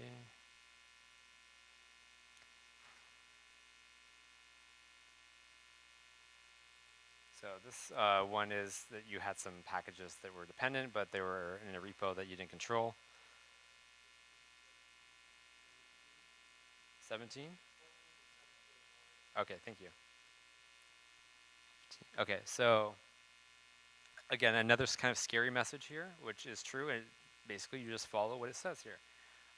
So it says basically you shouldn't be used. Now, AppKey is deprecated now, and is removed in Debian 12, and I believe it's Ubuntu 22.10. But if you were trying to do things like, okay, I'm going to run AppKey in the packaging, you'll get something like this. You'll also kind of get these scary messages if you're trying to script the apt command, you'll notice that all my commands here are apt-get. Apt is a little bit nicer, but it will give you these kind of these error message here about like it not being a stable API, kind of things like that. Okay, 15. Yeah. 16. Okay, so checksums don't match. In this case, a package was signed multiple times, and so it doesn't match. So again, a lot of these error messages are kind of obvious if you just actually read them, but users don't always do that. And sometimes as a developer, you also kind of ignore that over time because you're like, oh, I know better, but sometimes you really don't. Just actually, trust the package manager. Okay, we did that one already. Okay, this is the last one. Sorry. Okay, so you install a package. Now there's this concept called meta packages, and again, you might not even be aware that this package is a meta package. So what is a meta package? Basically, it's an empty package that depends on other stuff, and this is what we call an entry point to install a bunch of different software. And so then okay, I don't want this software anymore. I'm going to go ahead and remove this. Now, when you remove, you should always be using --s purge for apt. That way you're removing all the config files. But you think, okay, now I don't have this software anymore. But I still do. You run dpackage-l or you're checking your file system. You're like, well, I still have this. I thought I removed this. Again, if you're using -v or whatever to see like what it's doing, or you actually like watch the transaction, you'll see it didn't remove those packages because why would it? That's not how this works. The reason for that is they're just entry points. It's not going to remove those dependent packages. Now, if you go ahead and then after you remove this, you run apt-get auto remove, again with --s purge, it'll go ahead and remove what they call orphans. I think it's more like Arch Linux terminology, but that'll go ahead and do what you expect it to do. But it's a two-step process here, and that throws off a lot of people. Okay, so I think we're about out of time. Yeah, I'm sorry, I'm 2 minutes over. So if there's any questions, feel free to, I can call on you, or I can do it afterwards.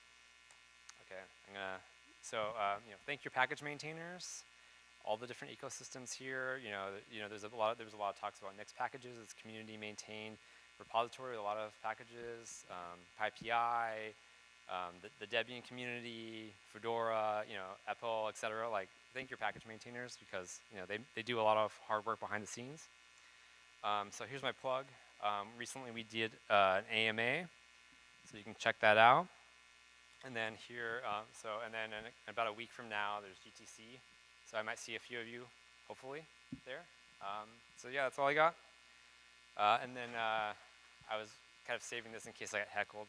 So this is from like the old times here. It's a parody, so don't read into this too much. Yeah, this is called "Is Your Son a Hacker?" Some of you might remember this. If you're not familiar with it, then here you go. Yeah. Okay. Was there any questions or no? It's fine. Okay. Thank you. There's still a lot of stickers up here, so feel free to come grab something.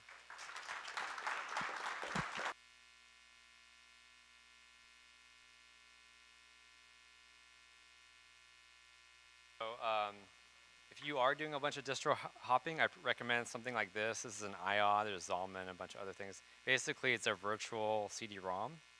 Of course, there are software alternatives to this kind of thing, but this thing has saved me so much time over the like 10 or 15 years. Yeah.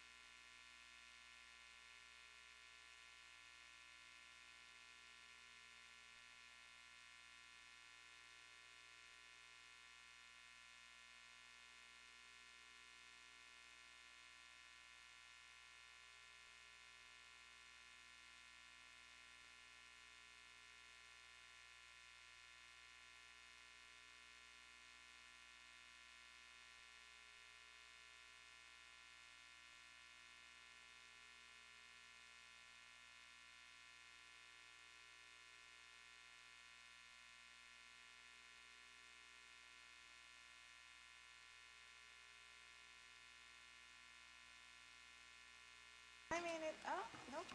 It seems Let me, green. oh, Oh, it's green. you do, you Hello. Yeah, Hello. great. Hello. Hello. It works. It works.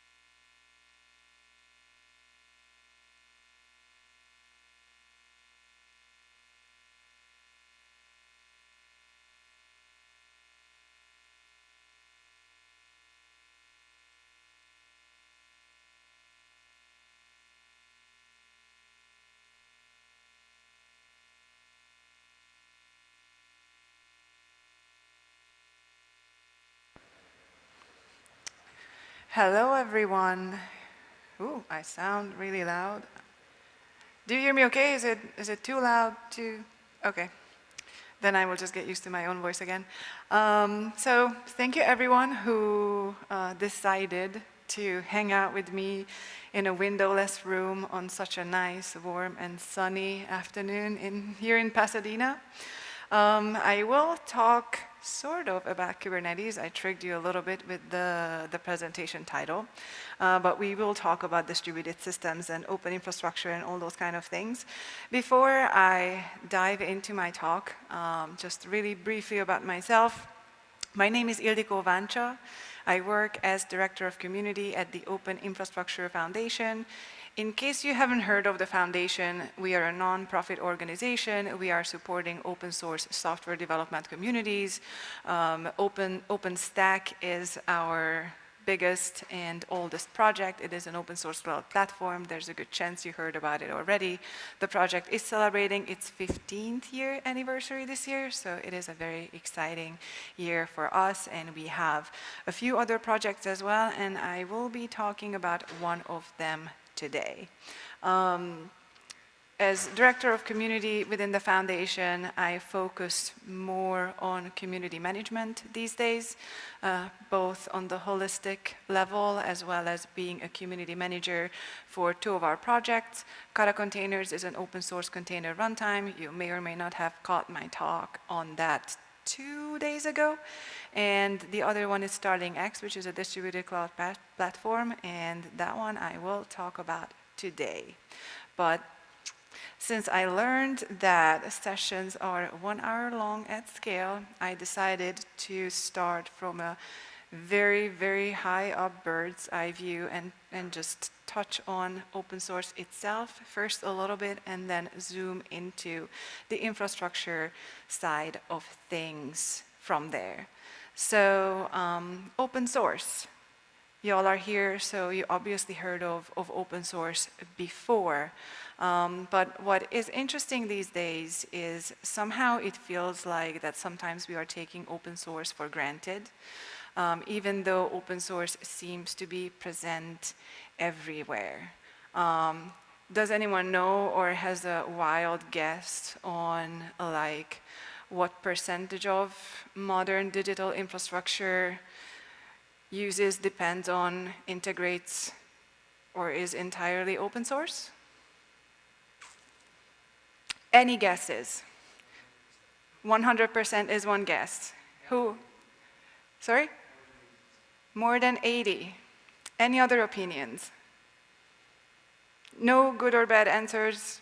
I'm truly curious about, your perception and experience and opinion. Okay, so we landed on high numbers, over 80 up to 100. So I wanted to know what the world's perception was, as well as putting out some numbers. So I asked Google what Google thought. So I found the ZDNet article that said 78% of companies run open source software, so that's close to the 80 number. Then there is a report from, I believe, Linux Foundation Research. So they actually did look into it a little bit more closely, and they say that the estimated number is somewhere around 70 to 90%. So we are getting closer to that 100. And I also found a Gartner article report that says over 95% of IT enterprises across the entire globe use open source for their mission-critical IT workloads. But actually, it wasn't the number that caught my eye in this paragraph, but the last bit, which says whether they are aware of it or not, which kind of really nicely shows that open source is everywhere, but the awareness is not. And sort of recently-ish, this was fine, but We are reaching that stage when we are so dependent on open source that on one hand we all have a responsibility, and on the other hand we will be held accountable.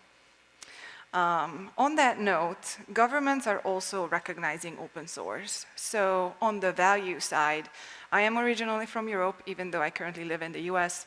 I brought an example from Europe where the European Commission has an open source strategy. The Commission has an open source program office, and they also have a strategy around open source, because they do recognize that open source is a fundamental foundational building block of modern digital infrastructure, as well as, digital life, I should say at this point, as well as recognizing the value of the openness part of open source and sharing knowledge, software, applications, data, knowledge.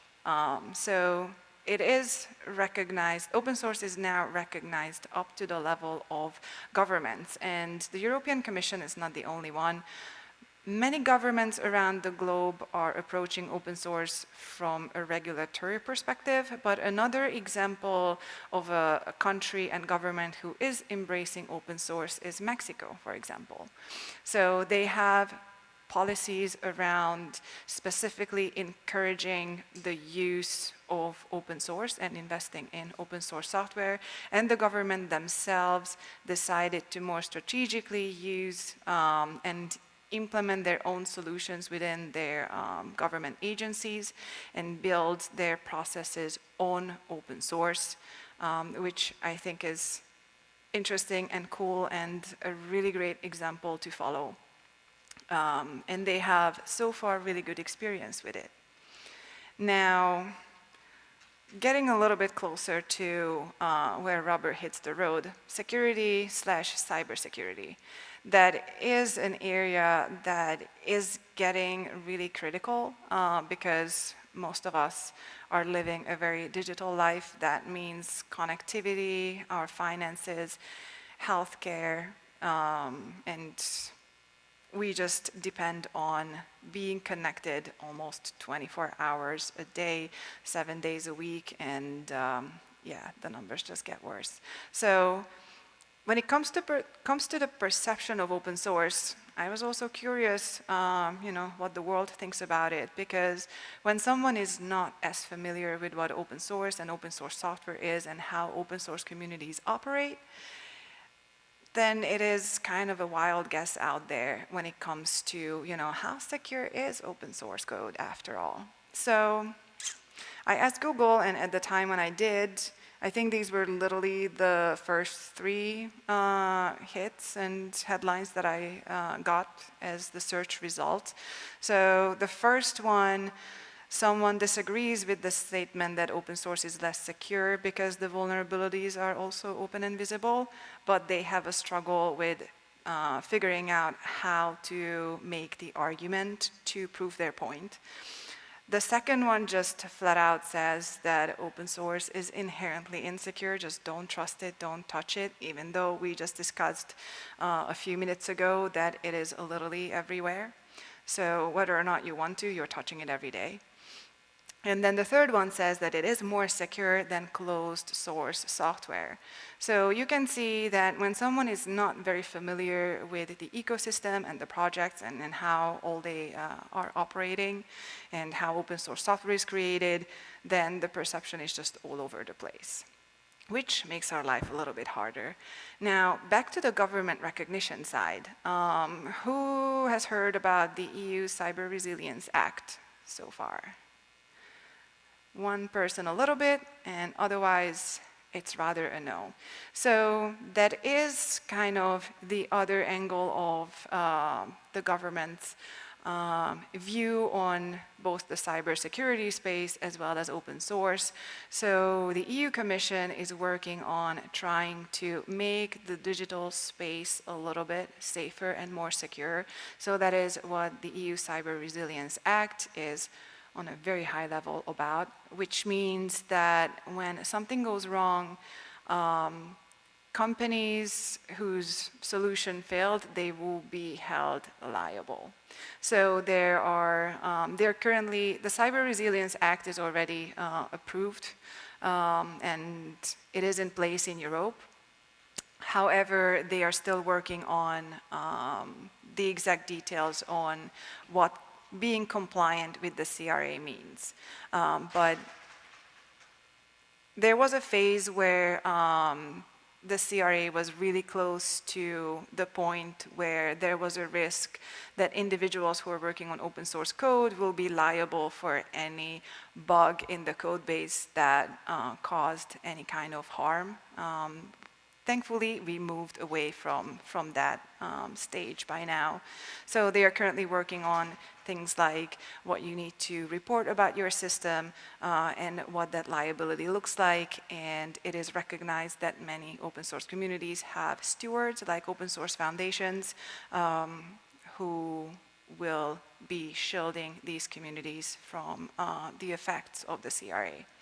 But again, the liability part for commercial organizations, companies who are selling products, providing services, including open source software, they will be reliable, the open source bits and pieces from now on as well.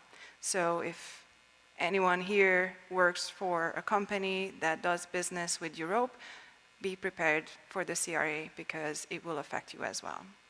Now, just making sure that I'm not running out of time too well, let's move forward and have the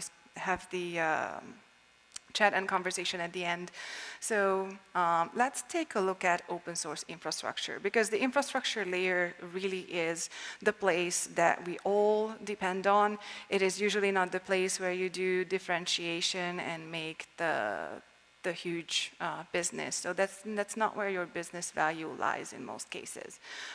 So that is where having more open source components make more sense. So open source infrastructure, infrastructure that is built from building blocks that are open source meaning having a license that is OSI compatible and approved license, so not business source, and I just say open, but my license doesn't really say so.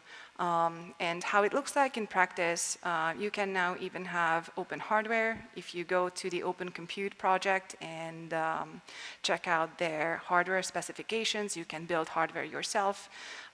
You can put software infrastructure layer on top, Linux kernel, OpenStack, I mentioned it already, open source cloud platform, Kubernetes, container orchestration platform, all open source.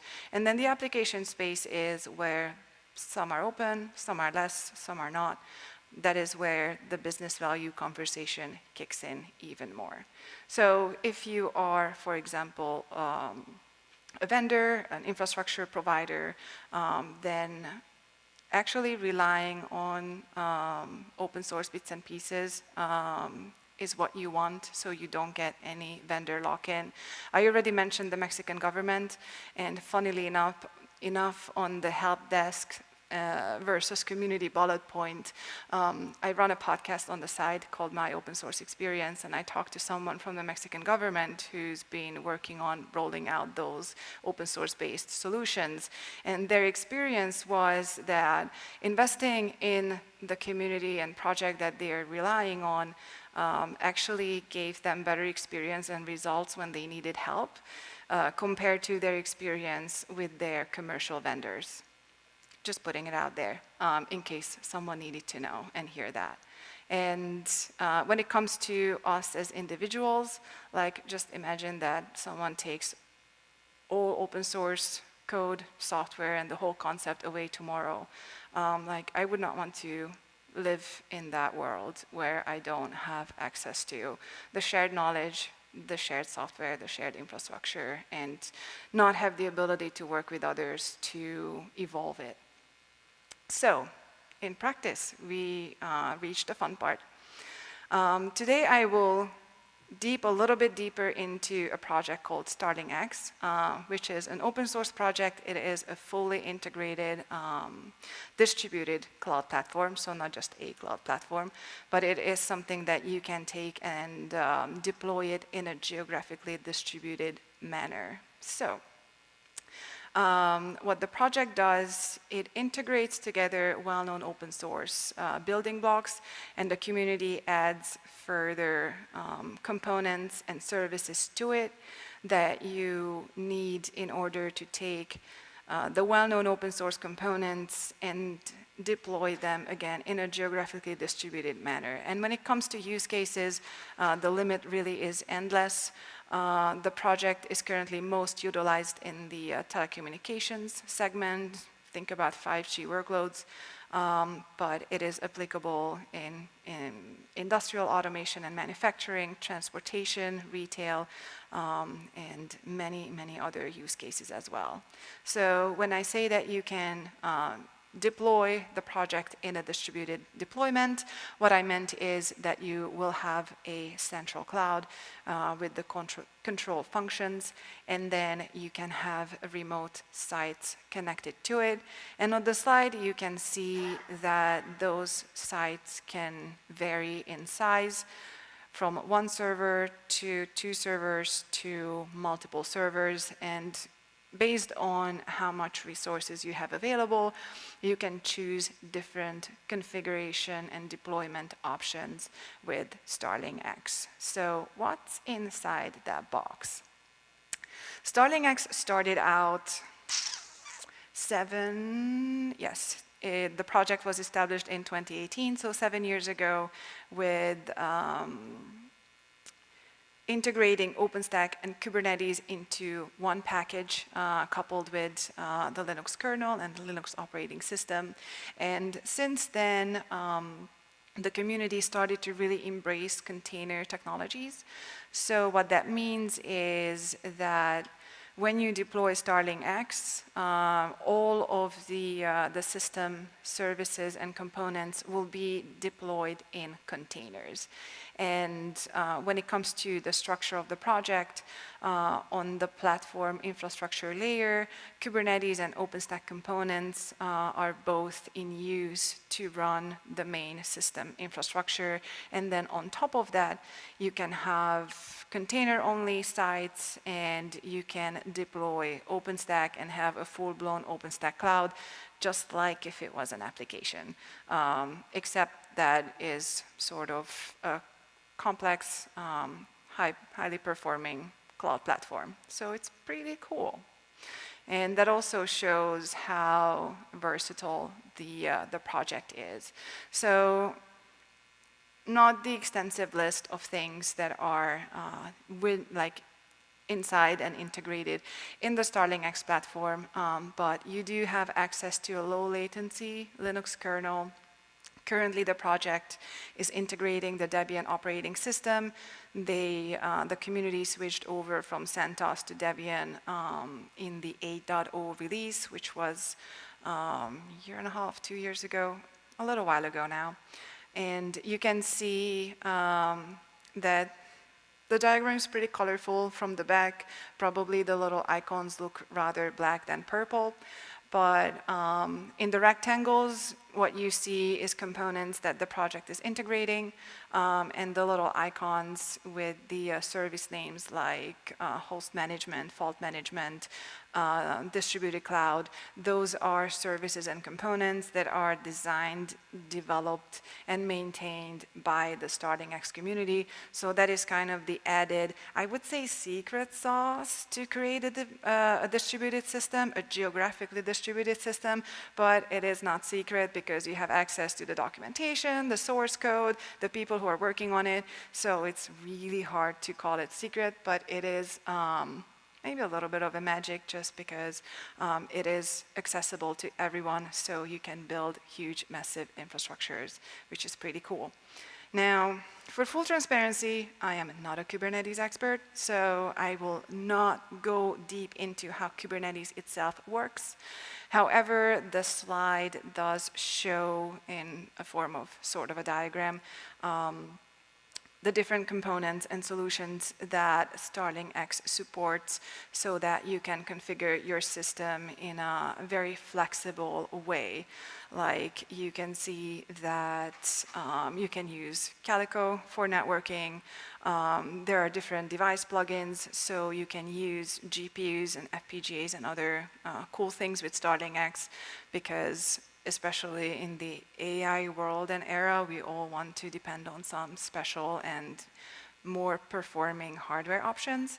So through a pluggable architecture that Kubernetes itself already supports, Starling X just builds on that. And when it comes to container runtimes, Starling X does support Kata containers, and I will shamelessly plug it in here that Kata is a secure container runtime, just because we talked about security a little bit today. So what Kata containers does is it is creating a fusion between containers and virtual machines. So it uses a really lightweight virtual machine and puts your container inside it. So why is it cool and important for something like Starling X? Now, that is because if you have a distributed system, and like if you think about, like for example, the telecommunications segment, and something like a site that is attached to a radio antenna, then like one server, really small footprint, so accessible to everyone physically, and in these type of deployments, if you're able to have added an added layer of isolation and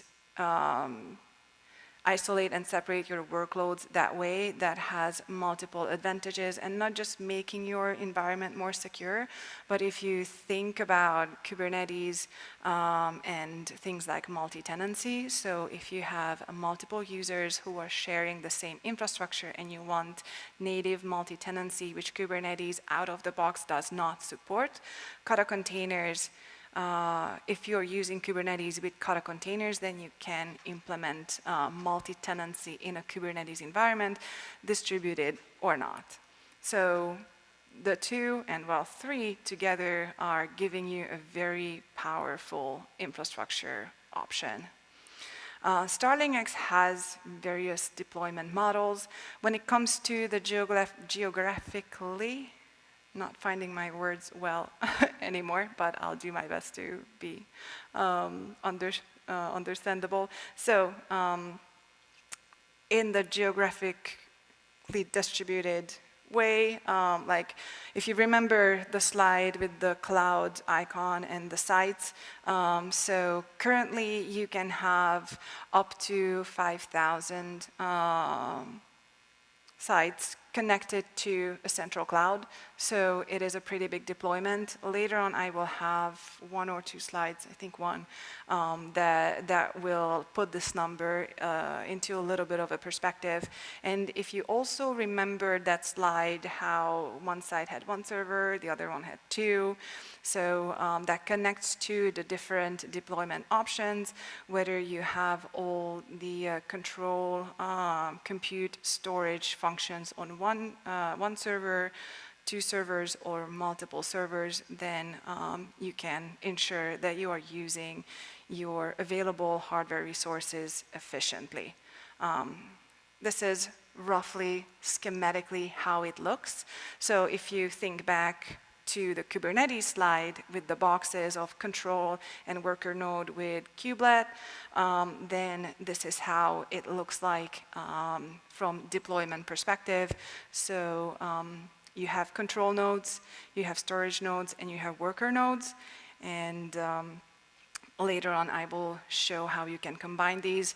And this slide also shows the network architecture, which I will not go into in deep details. not a networking expert, and if we went into this, then we would probably need multiple hours to spend on it. But what you can see is that there are isolated networks for different functions. There's an internal management network as well as a cluster host network, so that both the control functions that make the system work have dedicated network, as well as, for example, the whole Kubernetes distributed deployment has its network, so Kubernetes can orchestrate all the containerized workloads that you have. There is a dedicated operations administration management network, OAM network as well, that goes into the cloud admin internal network. And you can connect the cluster host network to an external network also. Now, the different configuration options. You have the option to deploy Starling X, and if you're only using it with Kubernetes, then Kubernetes on one single controller node, which then has compute and storage resources in it. When you have that, you will have Ceph on that controller node along with the workers. So the control functions are sharing the hardware resources with your workloads. Now, when it comes to some use cases, sometimes you only have one server at your remote location, so you just have to figure that out. There are some ways, depending on what hardware you own and have in the server on that site, to minimize the resource footprint of the control services of Starling X, but that is dependent on the hardware that you have. And the color of the networks here is different. I mean, same colors, different meaning than the previous slide, so don't get caught up on that one. But you see how you have the operation, admin, maintenance network on one side, and you have data networks set up to be able to connect out to the public network, because you usually just at one point will need to some parts of your system to reach the wild web out there. Now, one thing that this configuration also means that if you have a hardware failure, then you are pretty much in trouble. So there isn't really much high availability built into this one. One server is one server, even though we are talking about serverless things these days, but the serverless things are still running on servers. Sorry to break that myth. But again, if you are constrained on resources, you can run everything on one node. Now, if you have two, so again, back to the diagram with the little cloud, then if you have two servers, then you can run two nodes, so you have redundancy built into the system. You see that you have controller 0, controller 1 with compute and storage in those nodes. So it's like the all-in-one simplex configuration doubled. But what that gives you is, if one fails, you can still rely on the other one. And Starling X does have different options to configure how you are relying on that failover mechanism. And you see that this also adds additional networks to the picture, so that you have the two controller nodes connected, and you have the choice, depending on your hardware setup, whether you're directly connecting those servers or you are connecting them through a network that is more than just cables, literally physically connecting the two. When it comes to the management network, when you have the geographically distributed deployment of Starling X, then you can also have an admin network that takes care of some of the distributed cloud synchronization functions. However, if you choose not to configure that optional network, all that will go through the management network. And what you need to know is that you have some flexibility with the admin network if you choose to have it, so that you can more easily configure and adjust that during runtime. The management network is a little less flexible to change once you have your full deployment. The standard configuration that Starling X uses is 2 controller nodes with storage. Well, this is one of the standard options. And then you have the compute/worker nodes separately, which means you have dedicated space for the dedicated resources for the control functions, and then you have the workloads running on separate servers, and those nodes are connected to the public network through your data network or networks. Again, redundancy. So depending on the available resources you have, this one ensures that your workloads get the most amount of resources and will not be disturbed by the system functions, as little overhead as they have. And you still have, with the 2 controller nodes, the option to run those in a high availability configuration. Now, I haven't mentioned it, and it's not really depicted on any of the slides, even in this one, where you see that you have the option to utilize some of your nodes as storage nodes in a dedicated way. Again, Starling X integrates Ceph and supports different replication profiles to use with Ceph. And you can have dedicated storage nodes. You can also use external storage devices. I think Starling X currently supports NetApp devices and maybe Dell too. If you are with a storage company or want to use Starling X and you have a favorite storage vendor but it's not supported yet, I would love to encourage you to come participate in the community and add support for those devices. But the point again is that with the storage nodes, you also have the option to have more than one extended amount of resources, as well as having high availability setup for your system, which can be very important even when we talk about having a configuration and microservices and being able to just spin up a new instance of whatever function and workload you have. Sometimes, in some cases, having that redundancy and failover mechanisms still come handy. So, distributed cloud, because that's what is coolest about Starling X.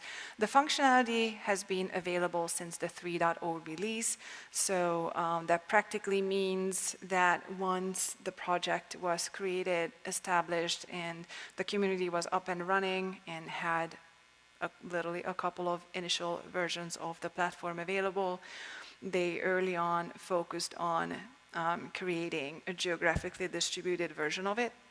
So you have a central cloud component, which again, I think it was the first diagram that I showed with the little cloud icon, and that runs a component named system controller, and your edge sites or remote sites are connected to that central cloud.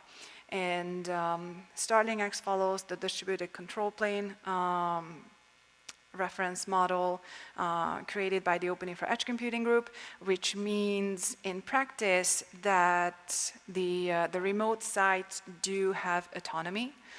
So if there is a hiccup with the connection between the central site and the remote sites, and there's no synchronization going on for a while, you can still, your remote sites will still be functioning and be able to operate without that connection in place. So that is what the distributed control plane reference architecture means in practice. The system controller holds, as kind of its name suggests, the control functions.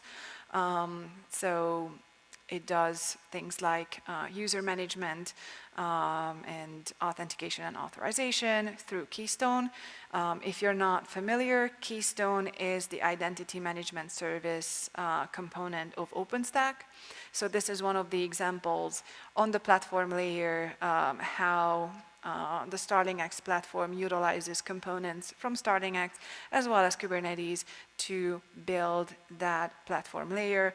The Horizon dashboard is the other example, which is another OpenStack service or component that you can use standalone, and that is what the Starling X community is using to serve as the dashboard for the distributed system. What you can do with Starling X in more recent releases is in a geographically distributed system, you can have things like, I don't know, a natural disaster in a region and an area which takes down your entire cluster there. So you can now implement geo-redundancy with the platform.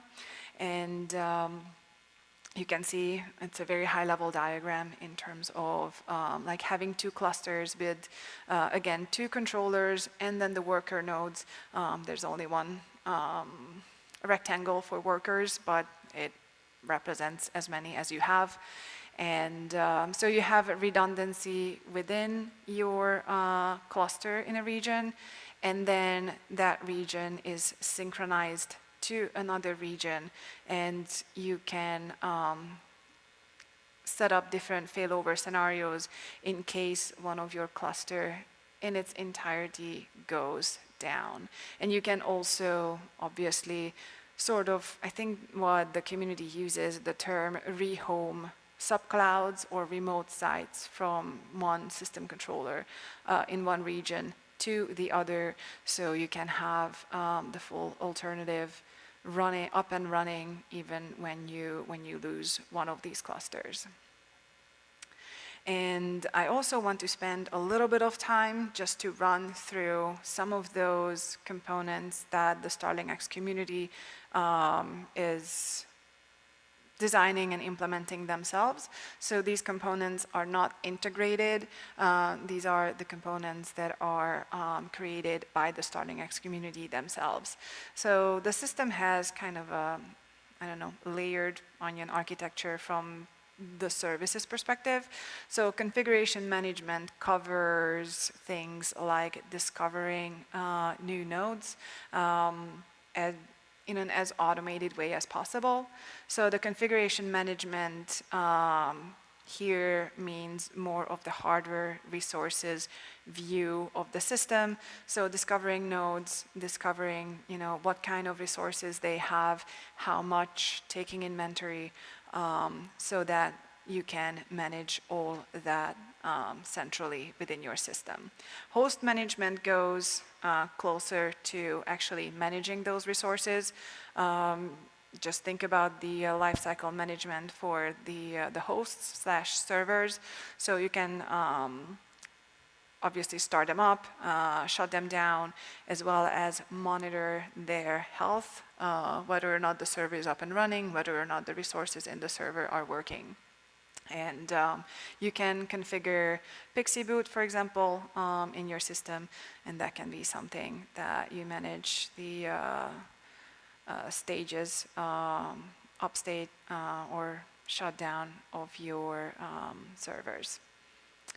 One thing that I also want to mention that is not on this slide, that recent years there is a lot more discussion about resource consumption. So both Starling X as well as, for example, Kubernetes and also OpenStack community, everyone is aware to look into how to minimize the footprint of these platforms and services to get closer to a greener architecture. So Starling X, the community, they are constantly looking into utilizing those kind of improvements in the components that they integrate, as well as looking into how to build on those within the Starling X platform as well. So when it comes to resource utilization, there are a lot of functions getting available these days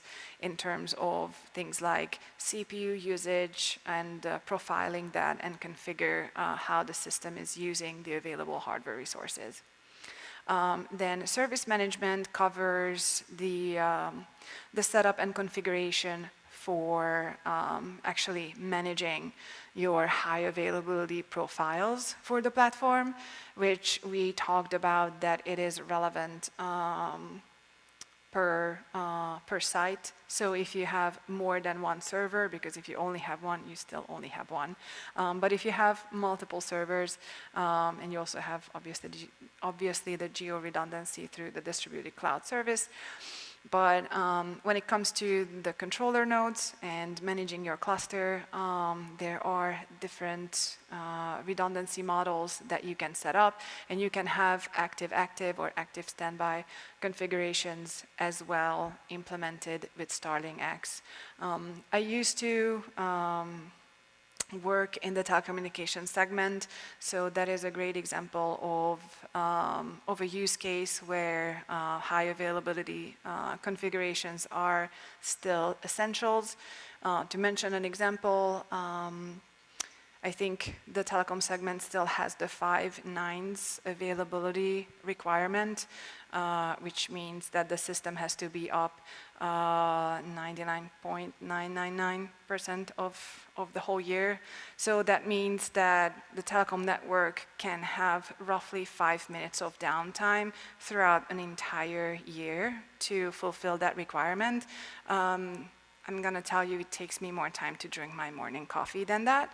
So it's not exactly a lot if you think about like that's what you have for the entire year. So there are use cases where you need to be able to do everything to minimize the system's downtime. Fault management kind of builds into that because it's one thing to monitor the system, but you also have to be able to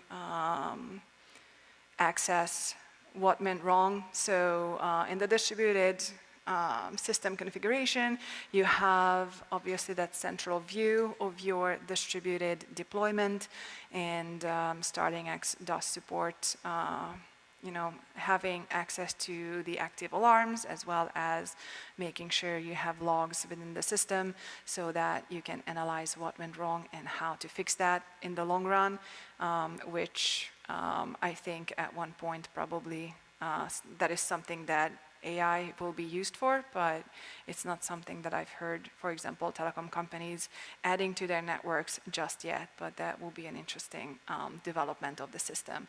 And this component has a REST API, as most of the other ones. It also supports SNMP if someone is old school and needs that interface to plug it into their management system. Software management takes care of things like updates and upgrades, so both patching the system, which if you have, I don't know, 500, 1,000, few thousand sites, then patching becomes a little less straightforward compared to walking over to your server, plugging in a USB drive, and then just get it done. So Starling X is a platform that is getting more and more automated to make sure that when you need to manage a large-scale deployment, then you can do it as easily as possible.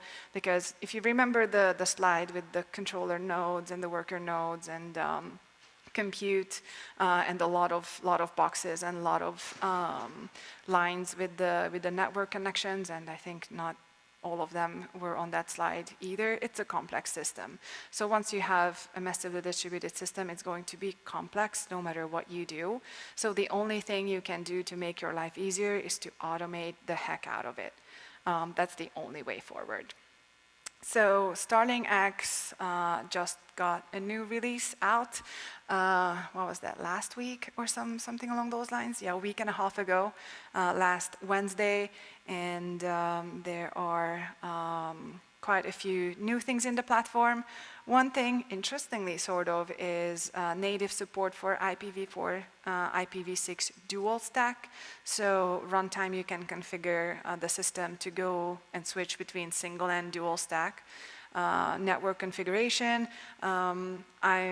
if you are working for anyone or administering a system where you need to support these both simultaneously, I'm pretty sure that you're with me on wishing that we were past that migration stage and we would just have IPv6 finally.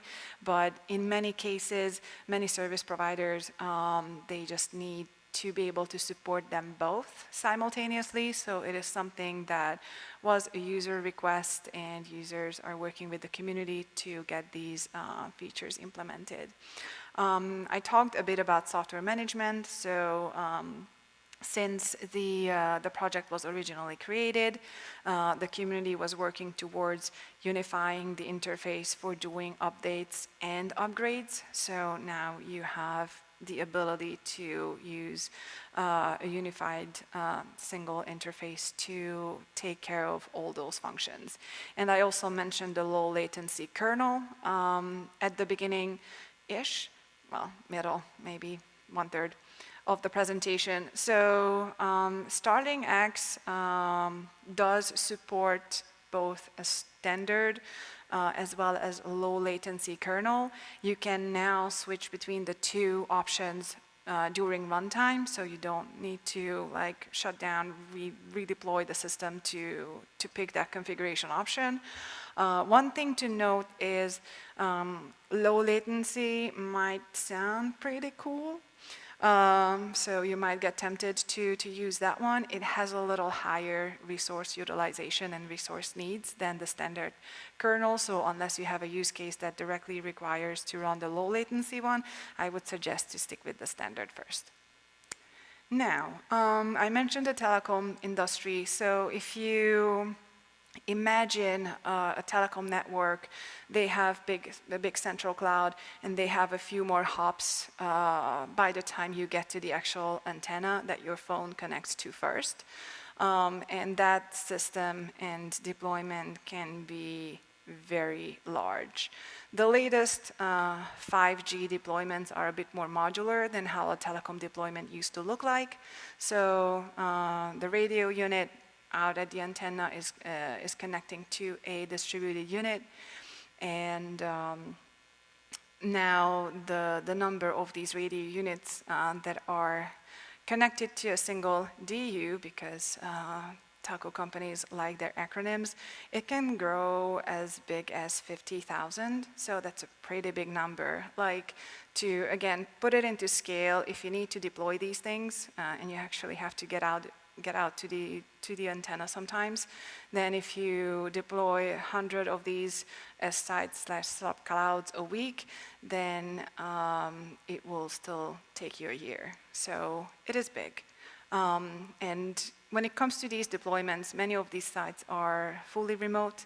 So having things like zero-touch provisioning, as well as an automated way to manage these sites remotely, to do firmware upgrades and updates, patching, to have all the latest and greatest security fixes and patches is very, very important. And then I also talked about, automate things as much as you can. That applies to things like certificate management as well in the system.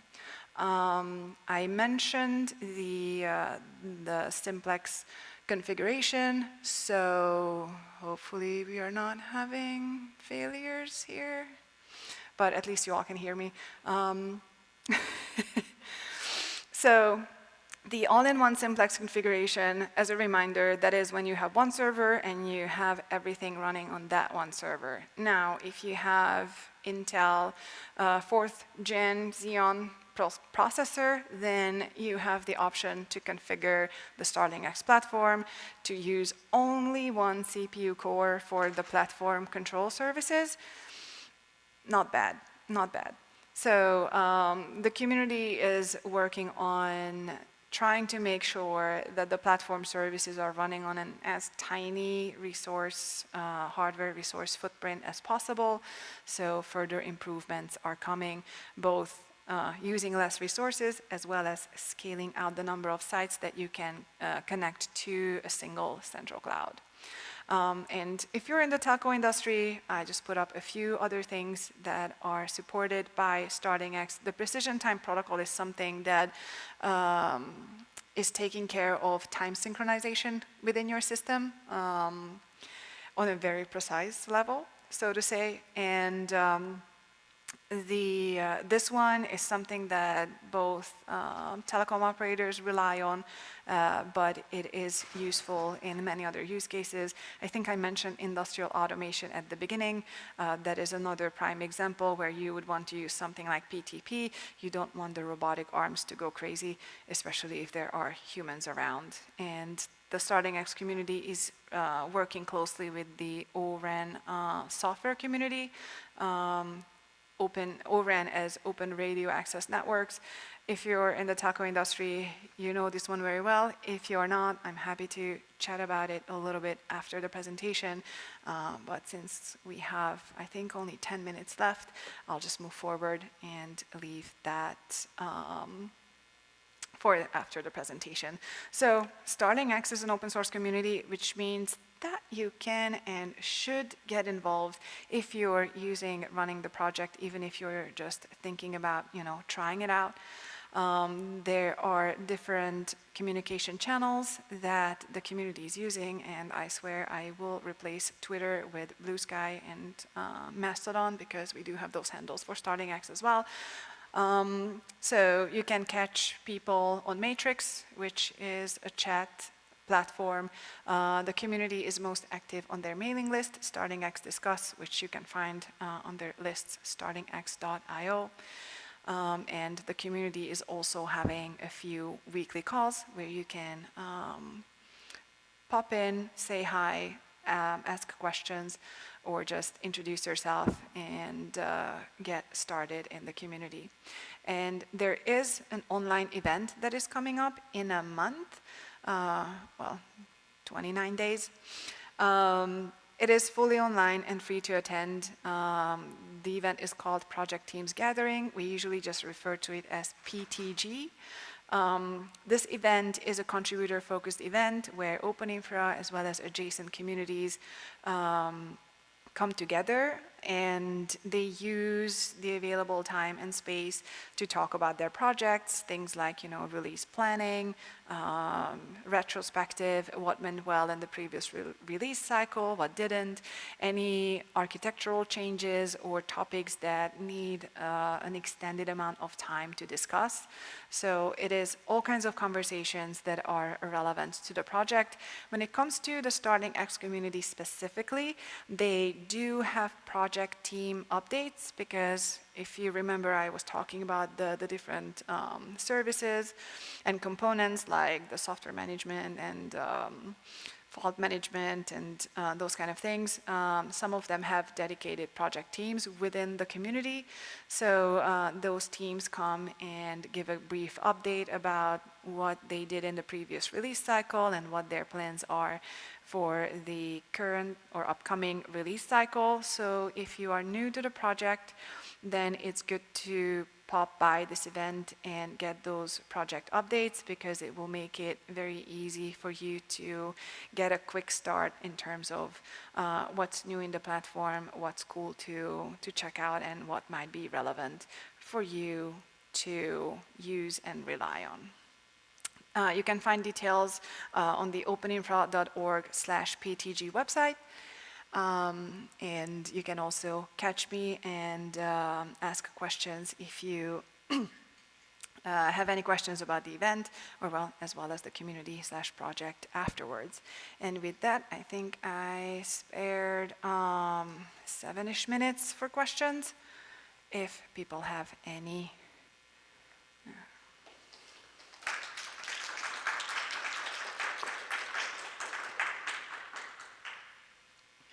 Yep.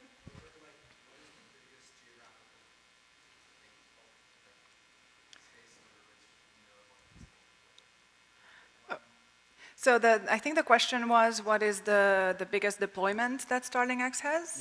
Yeah, either by number of nodes or like over how big of a land mass, are these spread out? Is it global or is it like? So I don't have the exact numbers, and I will blame the telecom industry for that, because StarlingX is ran by companies like Verizon, Vodafone, T-Systems. So those are large telecom companies around the globe, and they are running, their 5G workloads on top of StarlingX, for example. So those numbers around the 50,000 radio units, those numbers are coming from those companies, but I don't have the exact number and the exact mapping of which company, which operator is running StarlingX in exactly what footprint. But those numbers, the telecom industry example, those are coming from those companies, as some of the contributors in the community are working with those operators, as their company is a vendor to those operators. So I grabbed those numbers from them, but it's like just the order of magnitude type of number. I hope that's helpful.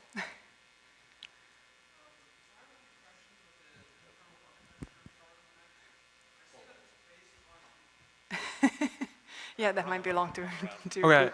so I have a few questions about the internal architecture of StarlingX. I see that it's based on Debian, and I'm curious, are you going to sync with the almost kind of 4-year release cycle that Debian stable does, and keep the components with what's gonna, and just basically do the kind of distribution upgrade when Debian does the distribution upgrade?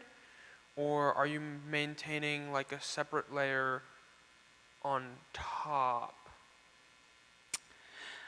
That's a great question. I don't have the full visibility into that level of the development. I know that I think in the latest StarlingX release, the Debian version is 6.6 or something along those lines. So I'm sure that they are not sticking to the major releases only. So they are moving up with the releases as quickly as they can, and trying to avoid to stick to only the stable releases, as far as I understand. I think they also have some patches and working with the Debian community to make sure that those are upstreamed into Debian, just to implement some of the specific functions in StarlingX. Yeah, I asked because I know right now the vast majority of OpenStack is packaged in Debian. So I guess I should have asked this first, but are you using those OpenStack packages, or are you using one of the OpenStack on Kubernetes, so, like OpenStack Helm? I've seen some of the other distributions of OpenStack use like OpenStack Helm under the hood, like Atmosphere and JennaStack did. So there is Helm as well as FluxCD under the hood. So StarlingX does rely on those. To my knowledge, they do not use the packages in Debian. They use Helm and put the OpenStack services into containers.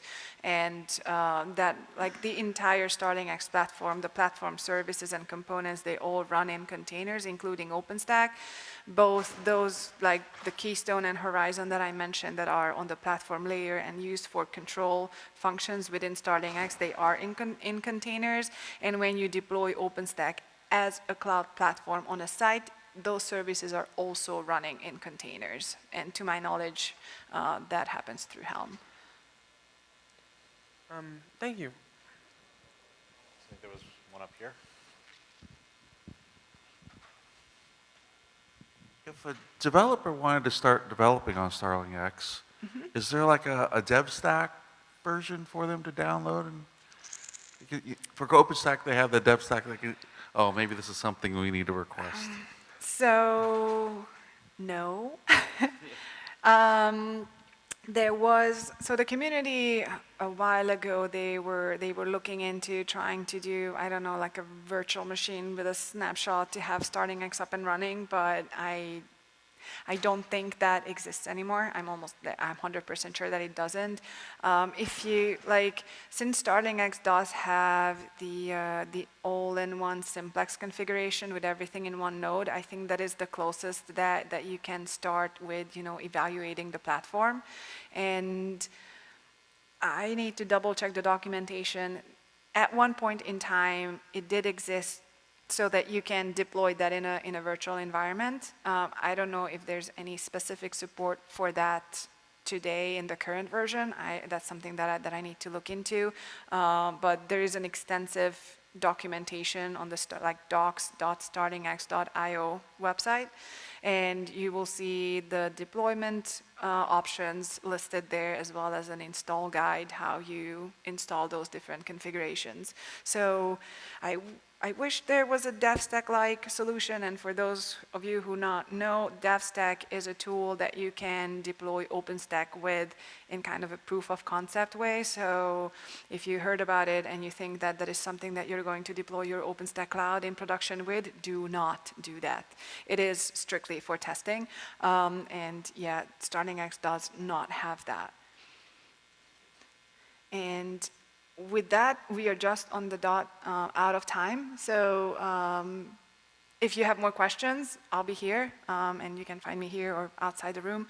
And I'll just unplug and make sure that the next speaker has a chance to set up.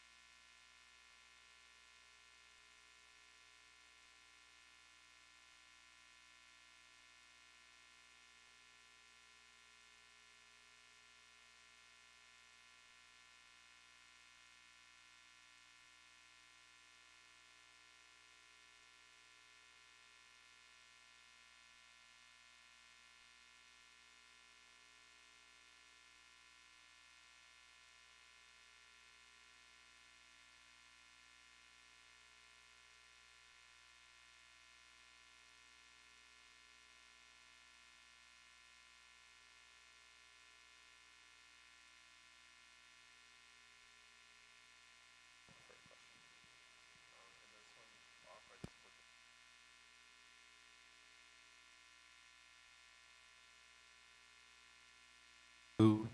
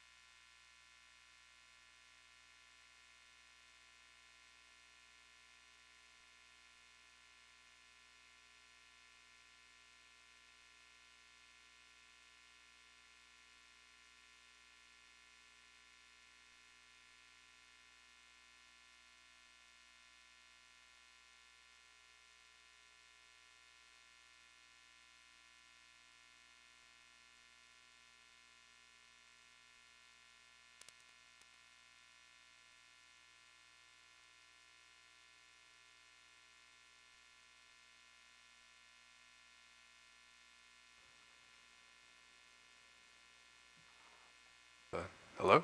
All right, cool. All right, thanks for joining us today. I'm Sean Hopper. I'm Chandan. And we're production engineers at Meta. Today we're going to talk about how we sort of evolved the AI research infrastructure by moving to Kubernetes. First, to start it off, we're on this team called Cloud Foundation. So you might think of Meta as this company that has its own private infrastructure. They do everything like custom for their workloads and things like that. They manage their own data centers.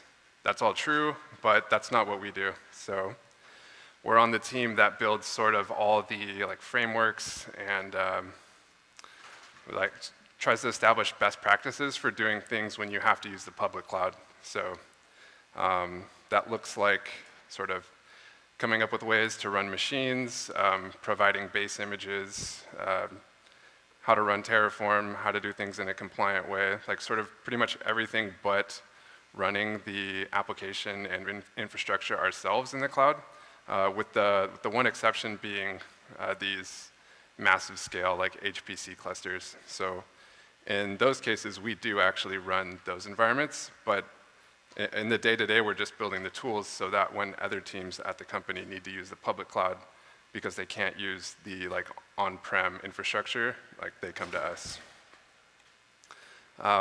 We wanted to focus on like 3 major sort of tenets that we were trying to either preserve or learn from as we did this migration.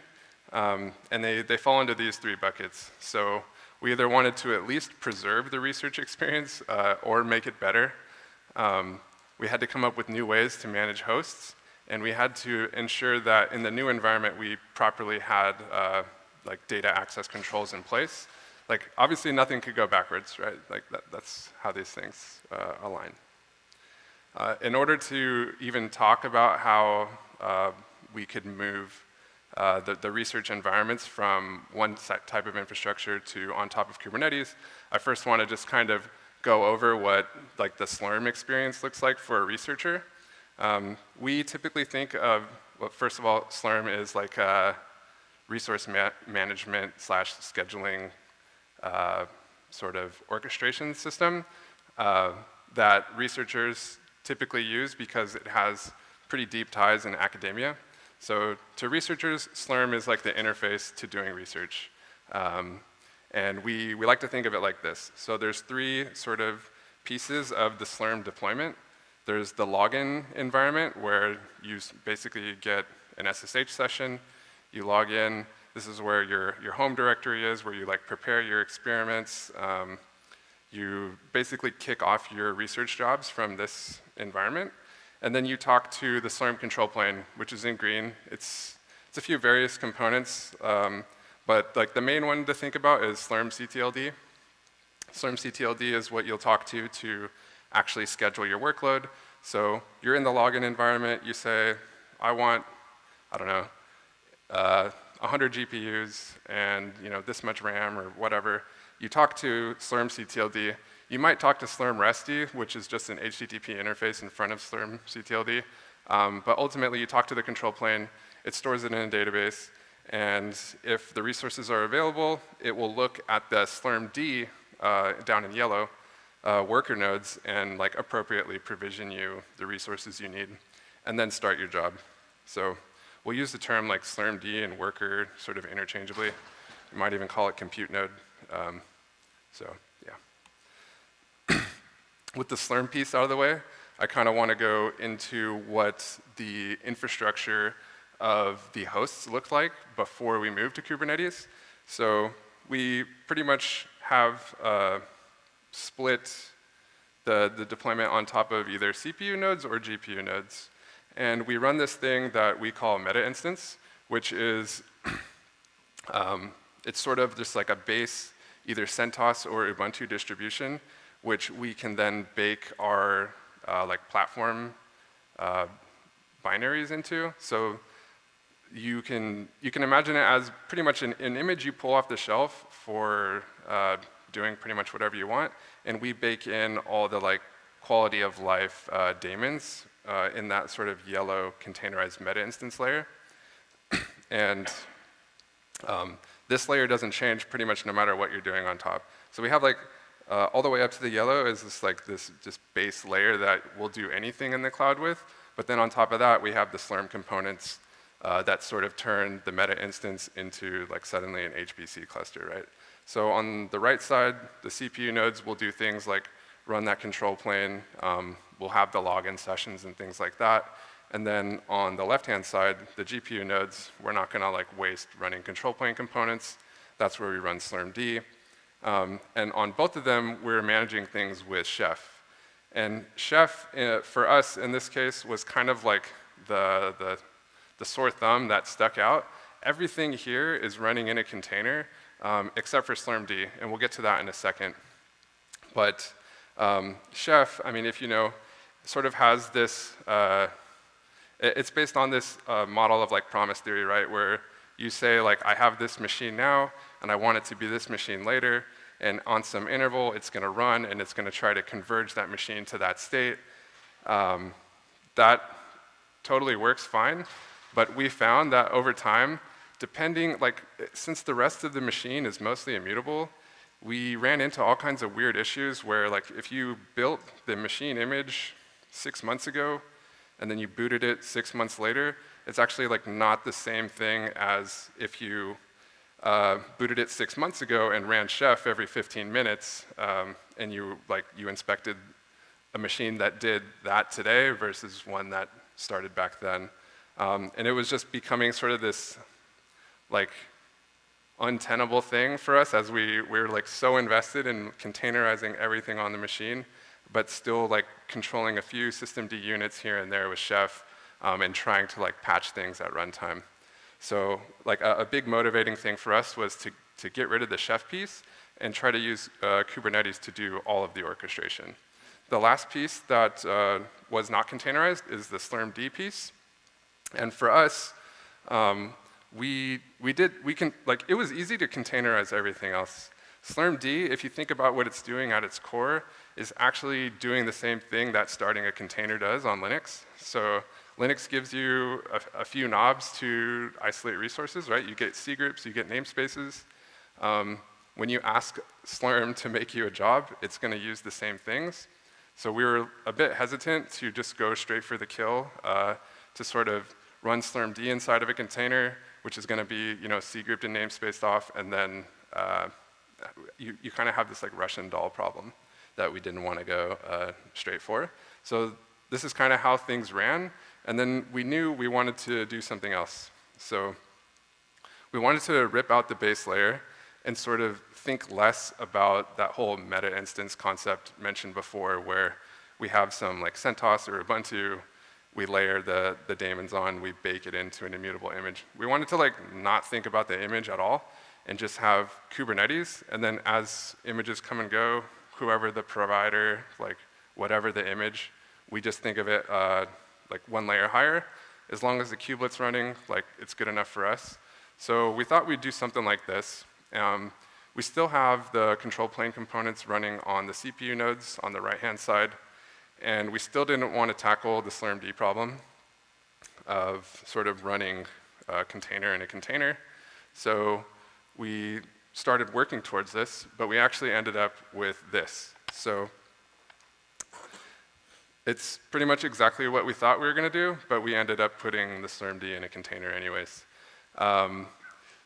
We have this little red piece in the middle, which is just layer 3 connectivity, and then we control all the network sort of ingress and egress on the right-hand side. And the reason this is super valuable for us is because we can keep the right-hand side completely constant in any cloud provider we want, while on the left side, as long as the cloud provider provides us Kubernetes, we can pretty much take the whole stack and run an HPC cluster wherever we want, which I mean, to us is immensely valuable.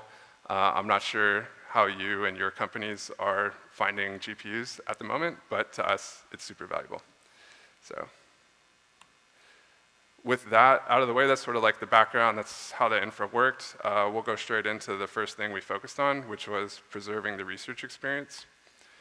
And for us, one of the major components there was that the experience for them needed to be consistent, but if we could make it better, then it's better for everyone. We didn't want it to be such that like our choice to use Kubernetes had some impact on the researchers. So like from day one, we decided like the researchers will never even know that their Slurm cluster is running in Kubernetes. In practice, like we all talk to each other, so like eventually, like yes, it's understood by them that it's running in Kubernetes, but they're not actually Kubernetes users. They don't have kubectl installed on their laptops. They don't have Helm installed. Everything is containerized and abstracted away for them, and it's still split up into those three sort of subcomponents for Slurm, with the login environment, the control plane, and the worker node / slurmd. And those are all just controlled via a Helm chart. And that Helm chart is called the Slurm chart, and it's just deployed in different ways depending on what we need it to do. So on the next slide, I'll kind of get into that. But the green control plane and the worker nodes are deployed just as normal Slurm Helm chart, and we just sort of disable the pieces we don't need so that we can update them independently and things like that. The one exception to that is the login pods themselves. So in the previous architecture, we would have a fixed number of machines that researchers could log into and sort of prepare their jobs, kick off experiments and things like that. In the new architecture, like we're on Kubernetes now, so we could give every researcher their own pod, which comes with everything that's nice about giving a researcher access to Kubernetes without them realizing it, right? So things like noisy neighbor issues where 3 to 5 researchers are SSH'd in the same machine and they're causing the killer to kill each other's stuff and things like that, those things go away because it's just Kubernetes. So the login pod itself has resources and limits applied to it. And the Kubernetes scheduler can see like, oh, there's already 6 login pods on this node, but this CPU node has none. Like, I'm gonna put the next one over here. So we got access to all of the like nice things that Kubernetes provides, but we had to solve this problem of like, how do we let a researcher provision, basically how do we let a researcher run Helm without them realizing it? And to do that, we had to create our own CLI. So if you know, Kubernetes presents its entire interface as an HTTP like REST API. So what we did is we just really wrote a small piece of Rust code to do a post request of this thing in the green down here. So in the green, we have the Helm release CRD for the Flux controller. And if you don't know what a CRD is in Kubernetes, you can just think of it as a custom type. This type, in particular, is about deploying Helm. So we literally just let them say, hey, I'm researcher X, I'm deploying the Slurm chart, and here's all the configuration I need. And we lock it down so that they actually can't change anything about that request other than their name. So they just submit this to the Kubernetes control plane. It goes up one layer into the admission controller, which sort of, if you don't know what an admission controller in Kubernetes is, you can think of it as something that's running at runtime, intercepting the requests, and doing like extra sort of auth-z related evaluation. In that layer, we just say, hey, is the researcher doing anything other than exactly what we expect? If they are, it's rejected. If they aren't, it goes through. So most of the time it goes through because the researchers don't really know they're using Kubernetes anyway, so they wouldn't forge a request. They submit their Helm release, and then the Flux controller is watching for the Helm release type, and it will just deploy the login pod for them. After the login pod is ready, this all happens in a few seconds, it just drops them into an SSH session directly into the login pod, and now they're running Slurm commands inside of Kubernetes without realizing it. Yeah, okay. With that, that was sort of like the preserving the research experience part, but there were the other pieces around host management and data access control that Chandan's going to cover.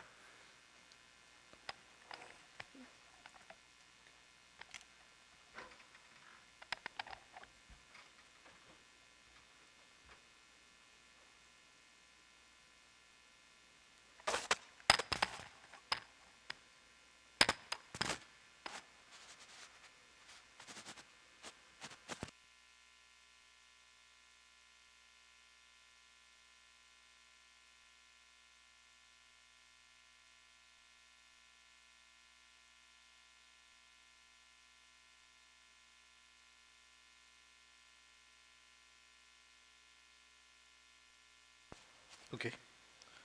So, as Sean covered, as we moved from the running host and chef on the host and managing a lot of things using config management to Kubernetes, we did not want to do much at the host level. So we wanted to use Kubernetes run pods. It's much easier for us to manage across various cloud providers, but we couldn't totally avoid doing host management.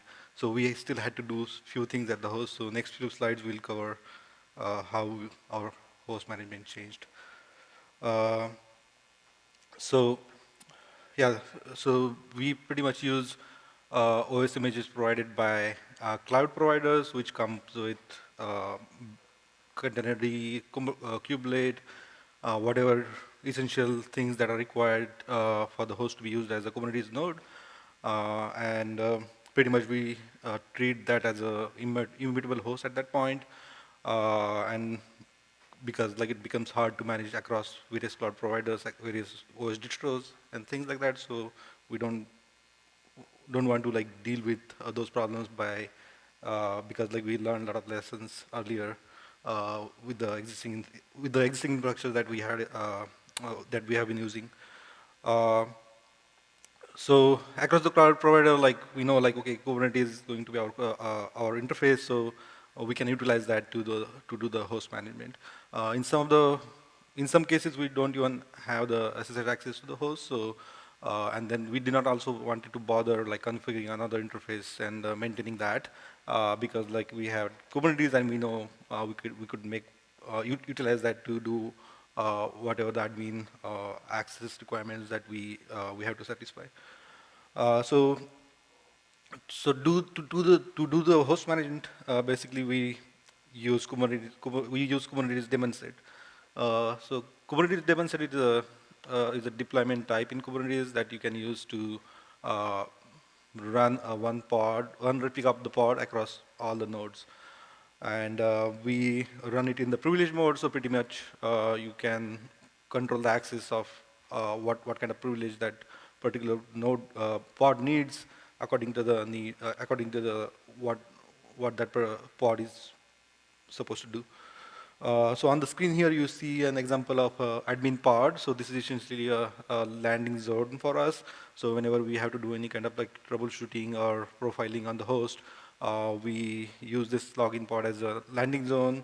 The host root is mounted, bind mounted inside the admin pod, and then pretty much any troubleshooting, any profiling we have to do, we just utilize the login pod. So this kind of also gives additional benefit. If somebody installs something on the host, it doesn't go directly on the host, it stays inside the admin pod, and we can just recycle this admin pod, and that thing goes away. So it kind of like avoids making host dirty by doing certain things when you're troubleshooting. Like I mentioned earlier, like in terms of host management, we do few things at the host, such as like configuring kernel parameters across the fleet, and in a consistent way that is required for us to run our workloads. So for that, we run a host CFG daemon set that just runs the sysctl and configures the kernel parameters for us. One more example of that.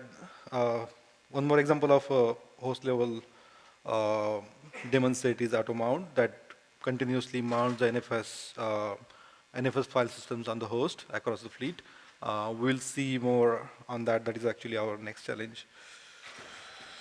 So in the AI cluster, typically, at least for us, uh, provisioning a new file system or introducing a new data sets or introducing a new volume is a routine task. And as you can imagine, AI workflows are long-running batch process jobs. They don't like to be disturbed. So even though like we have to uh, provision, like constantly provision like new file systems and volumes, we cannot just uh, take a downtime to introduce those things. And Kubernetes way of doing things like introducing new volume or file system is using like volume mounts on the pods provided by CSI drivers and persistent volume claims, but that needs an pod restart whenever you want to introduce a new volume. So that isn't going to like that did not work. That just doesn't fit the requirement here. So we had to kind of like look at the alternatives. So we come up with this auto mount daemon set and a provisioning mechanism for the NFS file systems, and then pretty much we end up using NFS for all our storage needs for our AI cluster.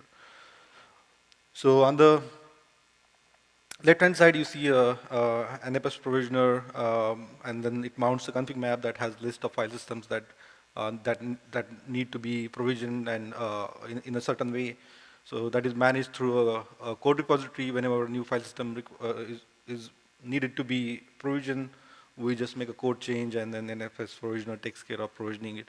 It also triggers another change on the in the automount daemon set. There is a FS tab config map that has list of things it needs to mount whenever it continuously like make sure it is mounted on the host. So whenever new file system is provisioned, that config map gets updated by our automation, and the file system gets mounted on the GPU. One more thing that we had to do to make this work is categorize these file systems into various categories. So as you can see on the screen, there is a checkpoint, datasets, and infra. So those are like parent directories that are created on the host, and then those parent directories are mounted inside the pod. So for the SUMD and login pod, basically nothing changes. The new datasets just appear and disappear down the line in those parent directories.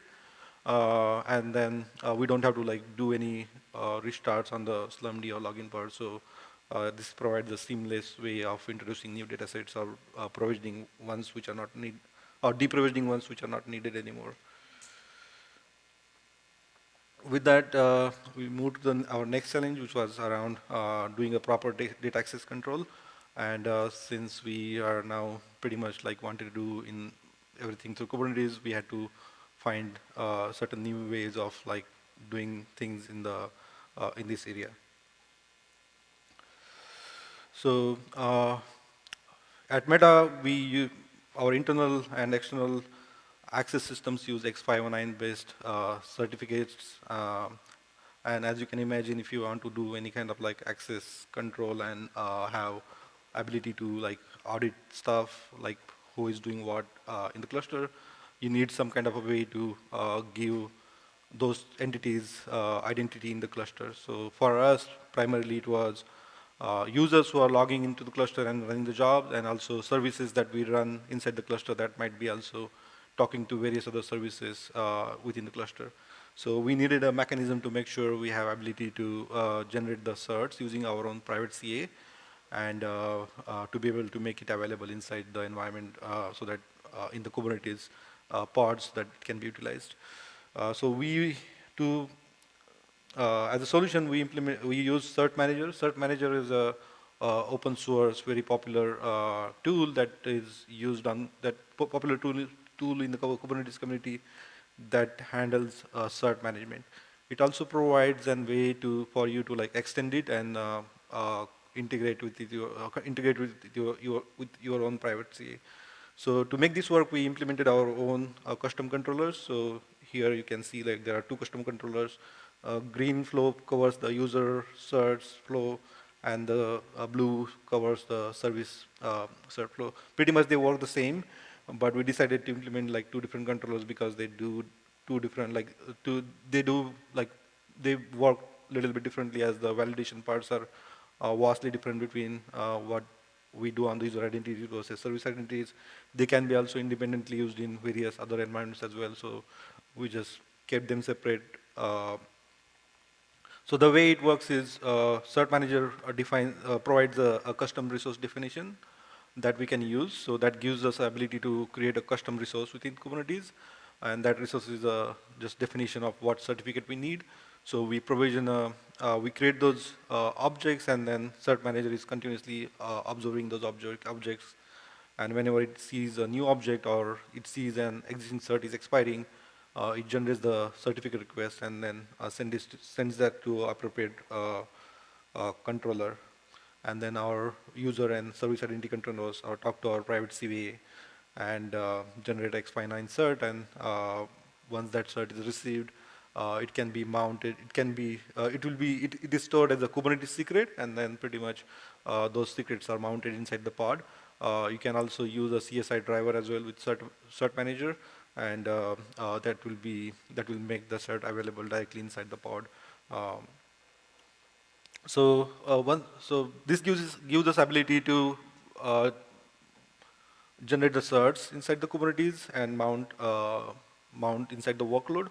And then pretty much we use that certificate to, for example, talking to object store internally. And also whenever anything needs to go and talk outside of the cluster, access any internet endpoint, that request needs to go through our egress gateway.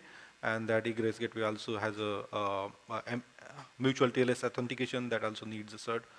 So that is covered a little bit in more depth in our in the next slide. So here in the red box, you can see there is an egress gateway, which is essentially a forward proxy that sits in front of the cluster, and anything going outside the cluster goes through that egress gateway.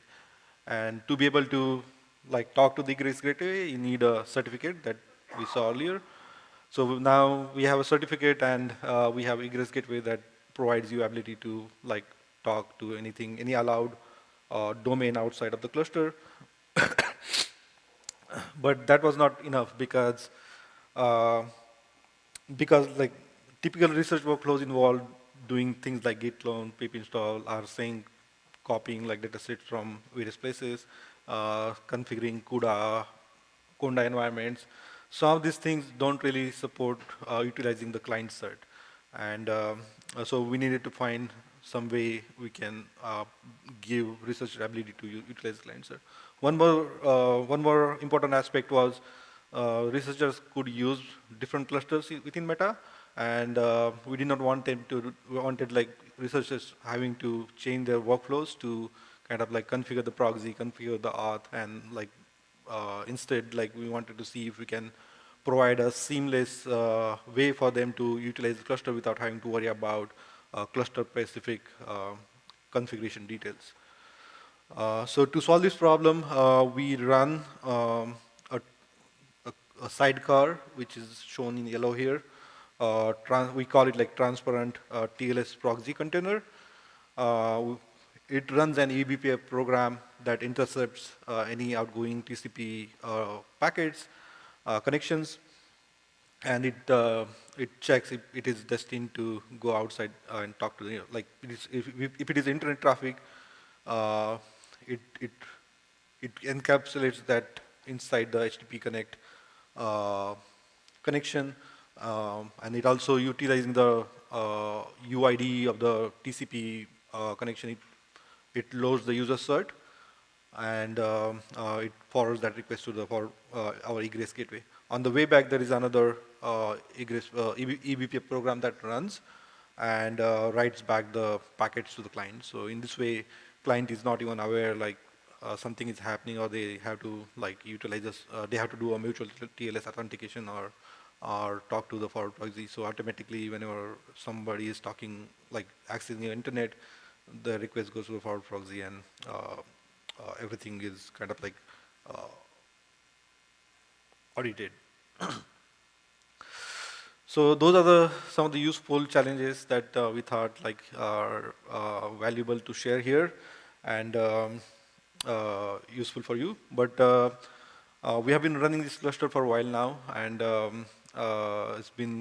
it showed like a lot of improvements, but we are not done here. As you can imagine, we are poised with some new challenges, and we also wanted to share that here so that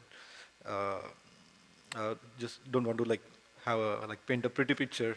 Uh, so as we run login nodes as a pod now, any new feature rollout needs a login pod restart. Any node maintenance needs a login pod restart, and that kind of like causes a lot of disruption to the researchers because they continuously their term sessions get killed.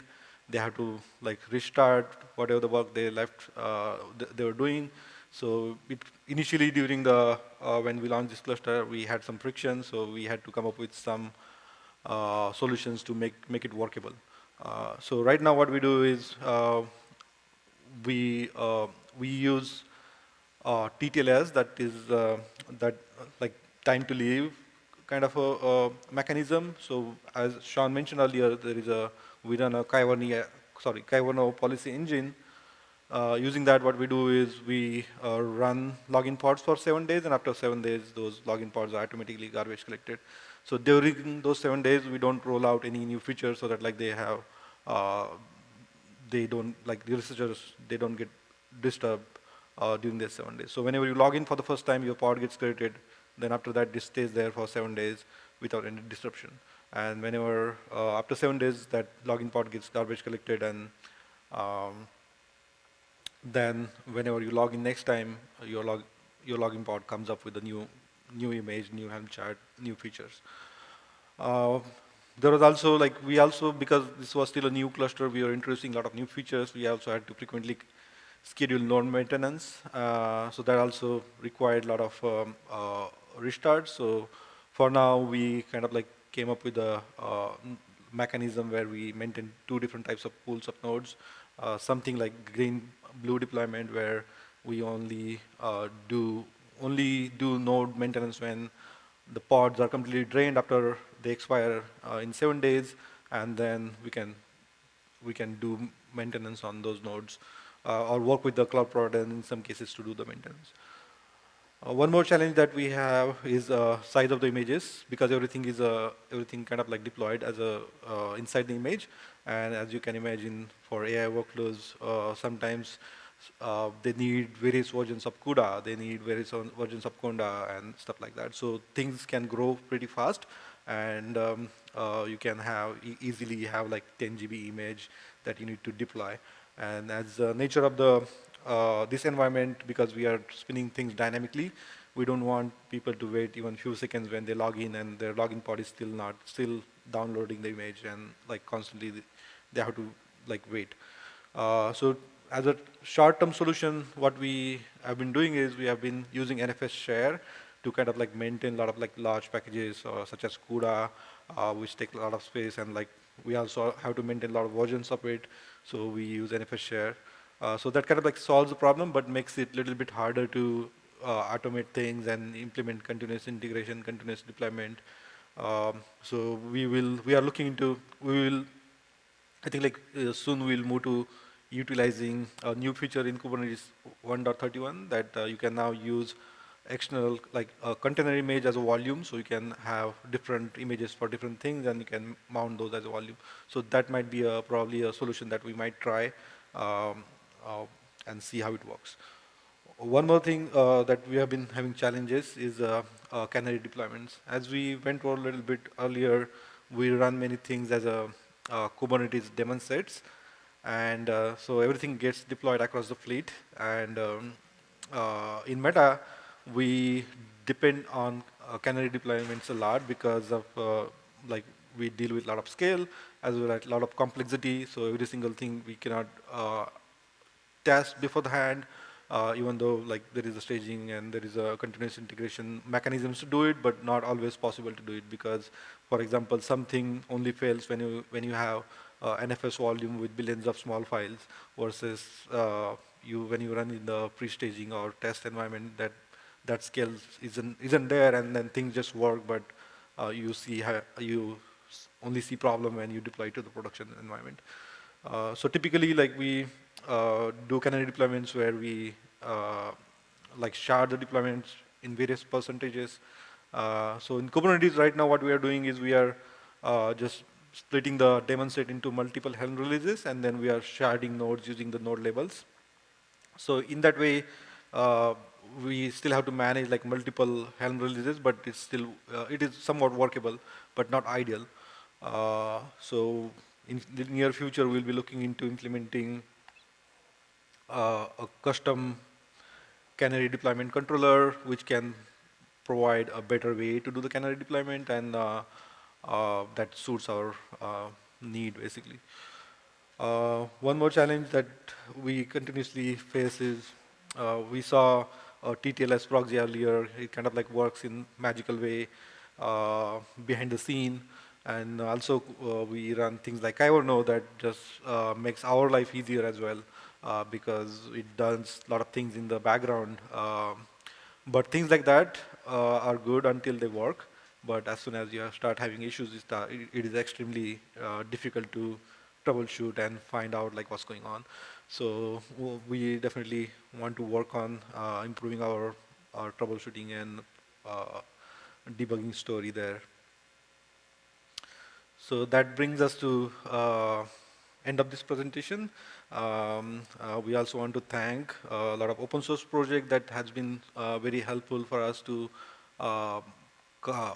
build this cluster and make it usable. So big thanks to open source community. With that, we will take the questions, and we'll also be available later on in the hallway if anybody wants to chat.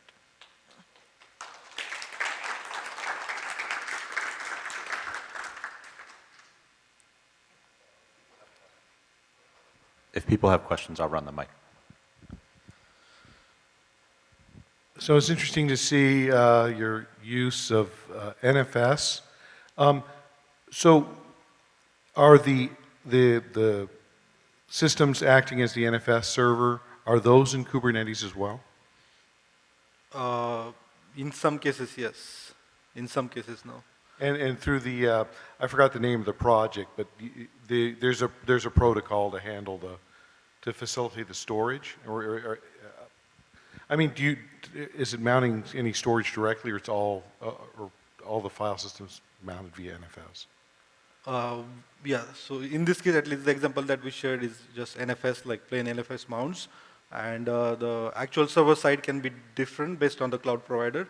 But that kind of like doesn't really matter. On the like cluster, we mount it as a NFS.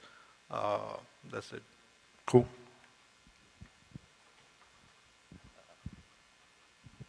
How does this effort relate to the sunk effort being done by SCaGMD, their Slurm under Kubernetes effort that they have in-house? Is this something that you'll have done in parallel with them and are aware of how they're doing that, or is it, I guess I'm just asking because I see y'all talked to the Slurm team and they have their public Kubernetes effort. Yeah, like, is this working? Like, we don't work with Slurm. Yeah. That's pretty much as far as it goes. Like, it's a big company. There are other people that do, but as far as like what we're talking about here, like we don't work with Slurm.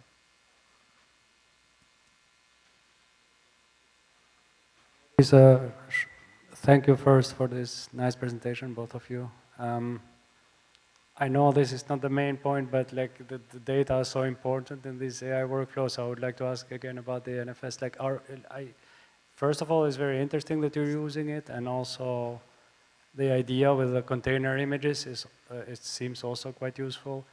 Are you so? As I understand, you're serving some of the software through it because like it just makes it easy to distribute everywhere.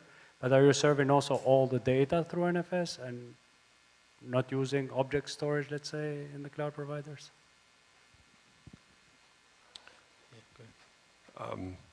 We use object stores and NFS to both store or serve, like, it's all used, yeah.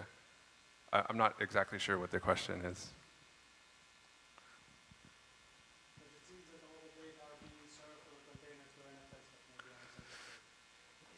Yeah, all of the training data and checkpoints and things like that are just NFS mounted on the host and then bind mounted into the container. So that allows us to keep like a high level bind mount, and then as the new data comes and goes, it's just a subdirectory on what is already bind mounted into the container, meaning that the container lifecycle is unaffected and the data can come and go. It's really just a bash for loop running in a daemon set that's running the mount over and over and reading a config map for updates. Yeah, so there are other data sources as object store as well, but like we don't need to do anything, like we don't need to do any mounting on the, that's why it's not covered here. So it's mostly like, okay, if you need a specialized client, that client gets installed inside the pod, and then pretty much you can access whatever storage you want to access. But in some cases, you have to mount the storage on the host or pod. So that's where like challenge comes in when you run things in Kubernetes, because without restart, you cannot really mount it. So.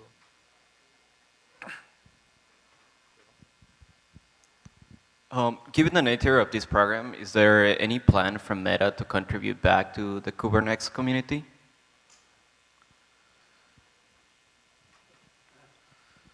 I think like not on the Kubernetes, because Kubernetes is very small footprint as compared to like rest of the Meta.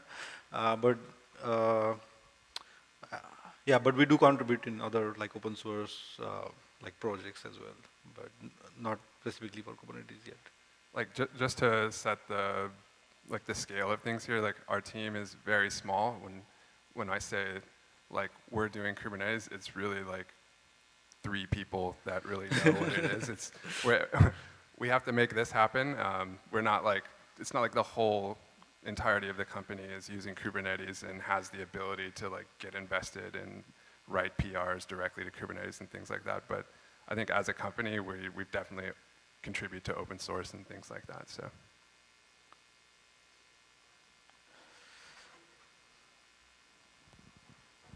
you mentioned that you're supporting researchers that are using public cloud infrastructure. Is that correct? Okay. Like, why do they do that? Like, why not use like the internal infrastructure? Yeah, so capacity, basically, right? Okay. Wherever you find the capacity. Okay, so there's not enough to service all of them internally. And I think it's not as much that the researchers are using the public cloud as much as they need access to Slurm, and we're going to stand it up wherever we can for them. Okay, I see. Thank you.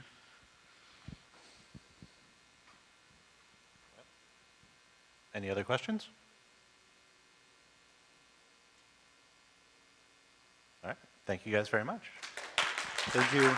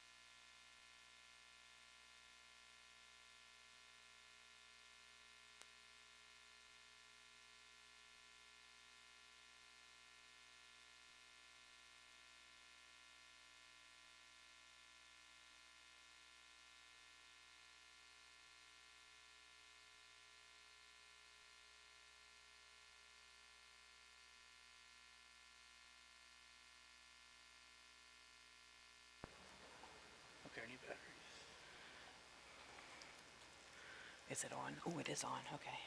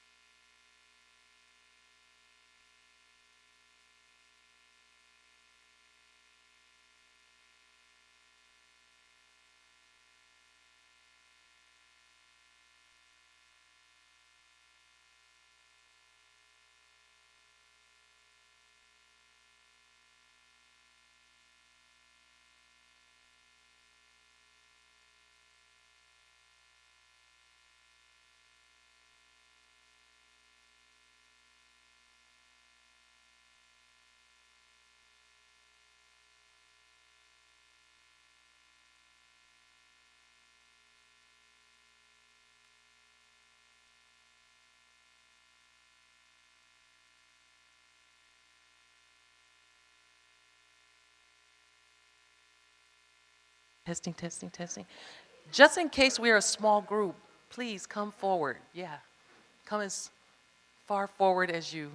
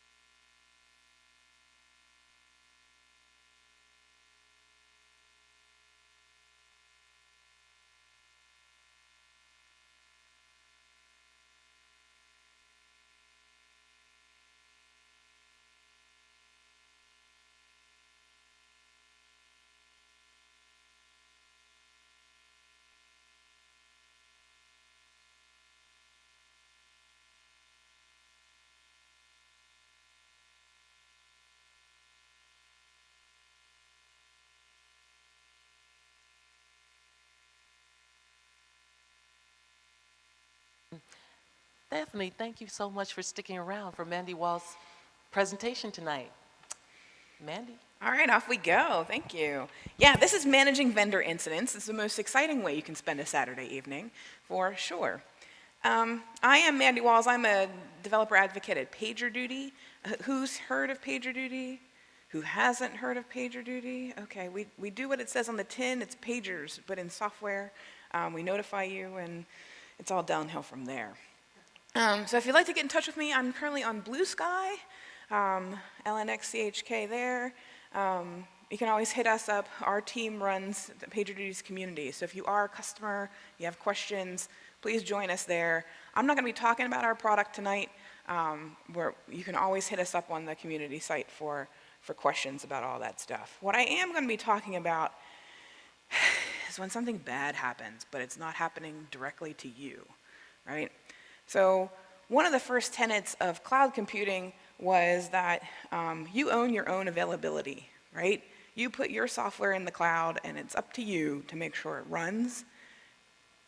The public cloud providers just give you gear, and you do whatever you want to with it, right? They make that infrastructure available, and your organization gets to decide how you use it to meet the needs of your customers. And your cloud providers, they don't know what you're doing. They don't know what your KPIs are. They don't know what your customers care about. They just know that you're doing stuff there and you're paying them for it, and that's really how it goes to. So over the last, call it 10 years or so, as more organizations have become increasingly reliant on cloud computing, infrastructure as code, SaaS providers, all this stuff for so many of your core functions as a business, and it's been great, right? You get the flexibility, you get all this functionality with no friction. You feel like you can just swipe your credit card under your monitor and magic happens and you get all the compute that you need. But it also brings risk, right? You have a lot more things that you are dependent on someone else for. So while you get all these great benefits of staying up to date and all this great stuff in the cloud and for your SaaS providers, you also have to think about what's going to happen when something happens, right? And it's not always going to be terrible, right? Cloud providers have experienced outages due to configuration errors or distributed denial of service attacks. Unfortunately, also catastrophic fires, right? You might recognize this photo. This was from the OVH Cloud data center fire in Strasbourg in 2021. This data center was a total loss, right, due to a battery fire. And that's pretty risky, right? OVH Cloud is a low-cost provider for a lot of folks, so it attracts a lot of folks who don't necessarily have a lot of technical staff. And there were some businesses that lost all of their, basically all of their software that they were hosting based on this fire because they weren't really sophisticated enough to have things in other places. So you take on all of that risk, right? All those things that you need to think about when we are exporting all of our needs to someone else. So you have to own your own availability. The things that matter to your customers, right? The services you provide, the products that you make available, they don't matter to your vendors, right? It's not that we don't love you, and I say that as a vendor, right? We absolutely love you. But I don't care what you're doing, right? We're gonna help you use our product, but you could be doing all kinds of things with it. This is that they don't necessarily know, right? They don't know what's important to you. Your business is your business, and we know that you have work happening. We see traffic coming through. And we may even ask you to do a case study, but at a certain point, we don't have a deep knowledge into what your applications are actually doing and delivering for your customers. We're really your landlord, right? Your vendors are landlords for your place on the internet. So you're answerable to your customers. You're also a customer of other vendors, right? Lots of us have plenty of other vendors that we use. You want those vendors to be answerable to you as well for the things that you pay them for. So let's talk about being a good vendor customer a little bit as well. So the first part to do is to organize your vendors. We use Okta, so you open up Okta and there's 70,000 chiclets of different applications available in Okta. I don't know what they do. I have no idea. I use maybe 6, right? But there's all these things in here that we pay for that someone has a relationship with, that they do something for us. How important are they? don't know. I don't know. Someone should know, but it's not, who knows, right? But like that proliferation of SaaS providers, of these different services, of all these things that we've come to rely on, means that we really need to stop and take stock of what are we using that interacts with our customers, how all of that pathway gets paved with all of these vendors. So what we kind of suggest is organizing your vendors into how important they are to you and how important they are to your customers. And you can think about this in a lot of different ways. I've taken a tier structure just to kind of set a starting place, right? So like your tier 1 providers are directly customer facing. They are in support of your production applications. And if you're in a public cloud, this is probably your infrastructure as a service. If you are outsourcing things like shopping cart and payments, hopefully you are, no one wants to implement that over again. Maybe that's those things. Maybe it's search, right? You might have a search provider. And you also have things that support your production environment if you need to do some troubleshooting. You've got things like metrics, monitoring, and alerting, like us at PagerDuty, who are super important should something go wrong on your production environment. So the way we kind of block these off is an incident in a tier 1 provider might mean a revenue hit for your organization. This is where your money is being made, where your customers are being serviced, and if the data center that you're in, God forbid you're in US East 1 or whatever, like some hiccup happens and it's unavailable, like what do you do? What's your next step there? That's your tier 1 sort of providers. Tier 2 are part of your build and test process. These are the folks that if something happens, it might not impact production as it stands right now, but it's going to delay your ability to fix things if you happen to have an incident at the same time your provider has.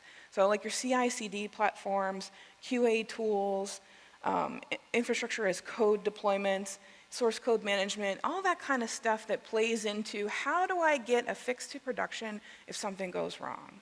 We often go into change freeze if there's something wrong on, say, GitHub or something else like that. Like we do not want to take the risk of pushing bad code to production if something's being wonky somewhere in our workflow, right? So we'll pause everything going to production until that comes back, just so that we can be sure that everything is good. So you can think about those kinds of things and know where they are. You might have lots of them, right? Like it's totally normal now for like especially large enterprises to have multiple CI/CD tools. Some of them might be internally hosted, some of them might be external. You've got stuff everywhere. But just taking stock of where they are and how they impact your production process is super important. You have all this knowledge, but it's probably buried in someone's brain. Like very rarely do we see folks really sit down and document all of this in a way that says they're thinking about reliability from end to end with all of these vendors. And then you've got tier 3. This is additional tools, workflow components, and probably outside your main go-to-production workflow. They might even be things that are kind of sitting in the environment. They're maybe proof of concept or experiments or internal reporting, all your BI and analysis stuff. And these probably don't have any impact on what happens in production should something happen. They might delay reporting internally or those kinds of things, but they're not going to have any impact to your customer. Unfortunately, that doesn't cover everything, right? There's like all this other stuff out there that you rely on that you also need to be thinking about. And there's plenty of stuff in this sort of other tier. The difference between tier 1, tier 2, tier 3, and other is that a lot of the applications that fall into tier 1, tier 2, tier 3 they're probably owned by someone in your engineering or operations department. They made the decision to buy the product. They looked at the requirements and made that final call. The other stuff that's running in your environment, things like your conference call software, your chat software, even things like email or wikis or whatever that you use for communication and mobilization during an incident are probably owned by IT, right? And in a lot of larger organizations, your technical operations and engineering report to, say, prod dev, and they go into C-level differently from IT, which often reports into the CFO. So you have like completely different trees in the organizational chart for those folks. And so there's probably some notes. There may be some backup plan for these, but they're probably owned by someone else. We have a PDF file for the incident commanders to tell us where to go if any of these things are down when we have a major incident, right? So I have a copy of a PDF file on my laptop in case I can't get to Slack, in case I can't get to Zoom. Where do we go? What's the URL? We happen to pick a Google Meet or whatever else we're going to use there. So these are things that we also have to think about in case any of these folks are unavailable to us during an incident, especially a major incident. So we want to just make sure that we know all of these vendors, right? We want to know things about what our customers are doing and how they are making use of the things that we pay other vendors for, right? Every developer thinks their baby is the most beautiful, but like if you do put something out that customers don't use, well, then maybe we'd care less about that particular one. But what features are your users engaging with on your products that intersect with third-party vendors? Which of those features are provided by somebody else? You know, how do we know that? Do we include all of our vendors in our service diagrams? Not always. It just kind of like floats off into the ether, right? It's one thing to represent the internet as a cloud on your service diagram, but if you have explicit third-party vendors that you're calling out to, you want to make sure you include those in your service diagrams in case something happens. Now, what do you do with all these? You've organized all your vendors. You have these great big lists now. You want to talk to some of your tier 1 providers. The important things, the things that mean, if this provider is down, I'm not making money, right? Consider buying up support, buying a premium support package. Not because you anticipate having problems with implementation, right? A lot of folks consider support to be, oh, I have problems, I need to call support, yada, yada, yada. But for the enterprise, and I know some of you are very large organizations, if you have a premium support relationship with your premium tier 1 vendors, what's going to happen is they're going to want to talk to you. They're going to want to set up a meeting with you on a regular basis. They want to have a relationship with you.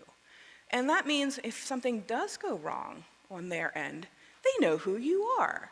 They know how you use their products. And they're going to be like, hey, we just talked to Mick and Rob last week at Customer C, and like they're down now on this. And they're going to be able to advocate for you internally to the rest of their teams. Hey, we're seeing this on these customers. What's the deal? It's going to help them triangulate problems and things like that. So you build these personal relationships with your vendor, but it does cost some money in a lot of cases, right?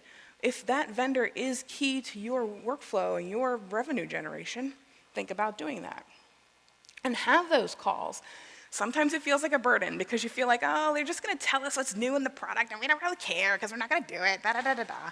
But at the same time, like, you're still building those good relationships and that good cohesion between you and them. And it helps to be helpful, especially in this kind of relationship, right? Like writing bug reports, you want better troubleshooting and bug reports from your customers. You're a customer in this relationship.